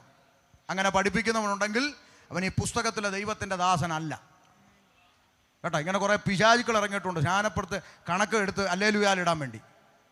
എന്നിട്ട് നിങ്ങൾ എവിടെയെങ്കിലും പോയി തൊലഞ്ഞോളാം. നോ, അവർ അപ്പോസ്തലന്മാരുടെ ഉപദേശം കേട്ടു. സ്നാനപ്പെട്ടവർ അപ്പോസ്തോലിക ഉപദേശത്തിൽ നിലനിൽക്കണം. മനസ്സിലായോ? ഉപദേശം കേൾക്കണമെങ്കിൽ അടുത്ത വാക്ക് കൂട്ടായ്മ ആചരിച്ചു. ഉപദേശം കേൾക്കണമെങ്കിൽ എവിടെ വരണം? പറ. കൂട്ടായ്മയ്ക്ക് വരണം. കുഞ്ഞമ്മയുടെ മോളെ കല്യാണത്തിന് പോയാൽ ദൈവവചനം കേൾക്കാനൊക്കത്തില്ല. കൂട്ടായ്മ ആചരിച്ചു. അടുത്തത് അപ്പം നുറുക്കി. അടുത്തത് പ്രാർത്ഥന കഴിച്ചും പോന്നു. ആ കൂട്ടത്തെ നോക്കി സ്വർഗം ഒരു പേര് വിളിച്ചതാണ്. 47-ാം വാക്യം വായിച്ച് പുസ്തകം അടച്ചു. 47-ാം വാക്യം, കർത്താവ് രക്ഷിക്കപ്പെടുന്നവരെ ദിനം പ്രതി സഭയോട് ചേർത്തുകൊണ്ട്. അതാ ഈ പറഞ്ഞ കൂട്ടത്തെ നോക്കി സ്വർഗം ഒരു പേര് അവിടെ അങ്ങ് ഡിക്ലെയർ ചെയ്തു. എന്താ? സഭ. കർത്താവ് രക്ഷിക്കപ്പെടുന്നവരെ ദിനം പ്രതി സഭയോട് ചേർത്തുകൊണ്ടിരുന്നു. ഏത് സഭ? ആകാശമുട്ട ഗോപുരം പോലെ കെട്ടിവെച്ചിരിക്കുന്ന പള്ളിയെ നോക്കിയല്ല പറഞ്ഞത്.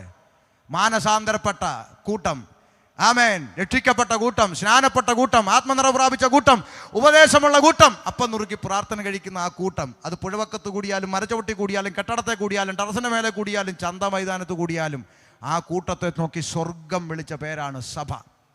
ഇന്ന് രാത്രി ഒരു വാക്ക് പറഞ്ഞ് നിർത്തുന്നു. അവൻ പാപം കൂടാതെ രണ്ടാമതും പ്രത്യക്ഷനാകും എന്ന് കുറിവാക്യത്തിൽ വായിച്ചത് എന്തിന്? ഈ പറയപ്പെട്ട സഭയെ നിത്യതയിലേക്ക് ചേർക്കുവാൻ.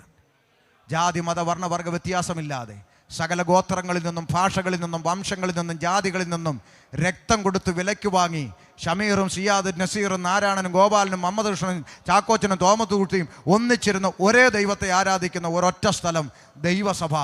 ആ ദൈവസഭയെ ചേർക്കുവാൻ താമസം വിന കർത്താവ് വാനമേഘ വെളിപ്പെടാൻ പോവുകയാണ്. ഒരു നിമിഷം നമ്മെ തന്നെ ദൈവകരങ്ങളിൽ ഏൽപ്പിക്കാം. ഇന്ന് രാത്രി ആ കാഹളം ധ്വനിക്കുമോ അറിയില്ല. ഇന്ന് രാത്രി യോഗം കഴിഞ്ഞ് ക്ഷേമത്തോടെ ഭവനത്തിൽ ചെന്ന് എത്താൻ കഴിയുമോ അറിയില്ല.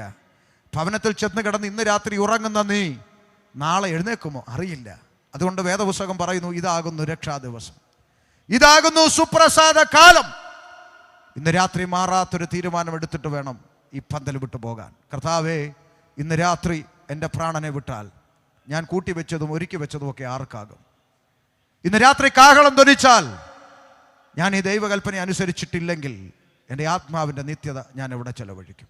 ഈ ചോദ്യങ്ങൾക്ക് മറുപടി പ്രാപിച്ച് ഇന്ന് രാത്രി കടന്നു പോകാൻ സ്വർഗത്തിലെ ദൈവം നിങ്ങളെ അനുഗ്രഹിക്കട്ടെ, സഹായിക്കട്ടെ. നിയോഗിക്കപ്പെട്ടവർ പ്രാർത്ഥിച്ച് യോഗം അവസാനിപ്പിക്കും. ദൈവം നിങ്ങളെ അനുഗ്രഹിക്കട്ടെ. നമ്മുടെ കരം ഉയർത്തി കർത്താവിന് നന്ദിയോടെ സ്തോത്രം ചെയ്താട്ട് അനുഗ്രഹിക്കപ്പെട്ട ദൈവത്തിൻ്റെ വചനം കർത്താവിൻ്റെ ദാസനും കൂടി കേൾക്കുവാനിടയായല്ലോ. വളരെ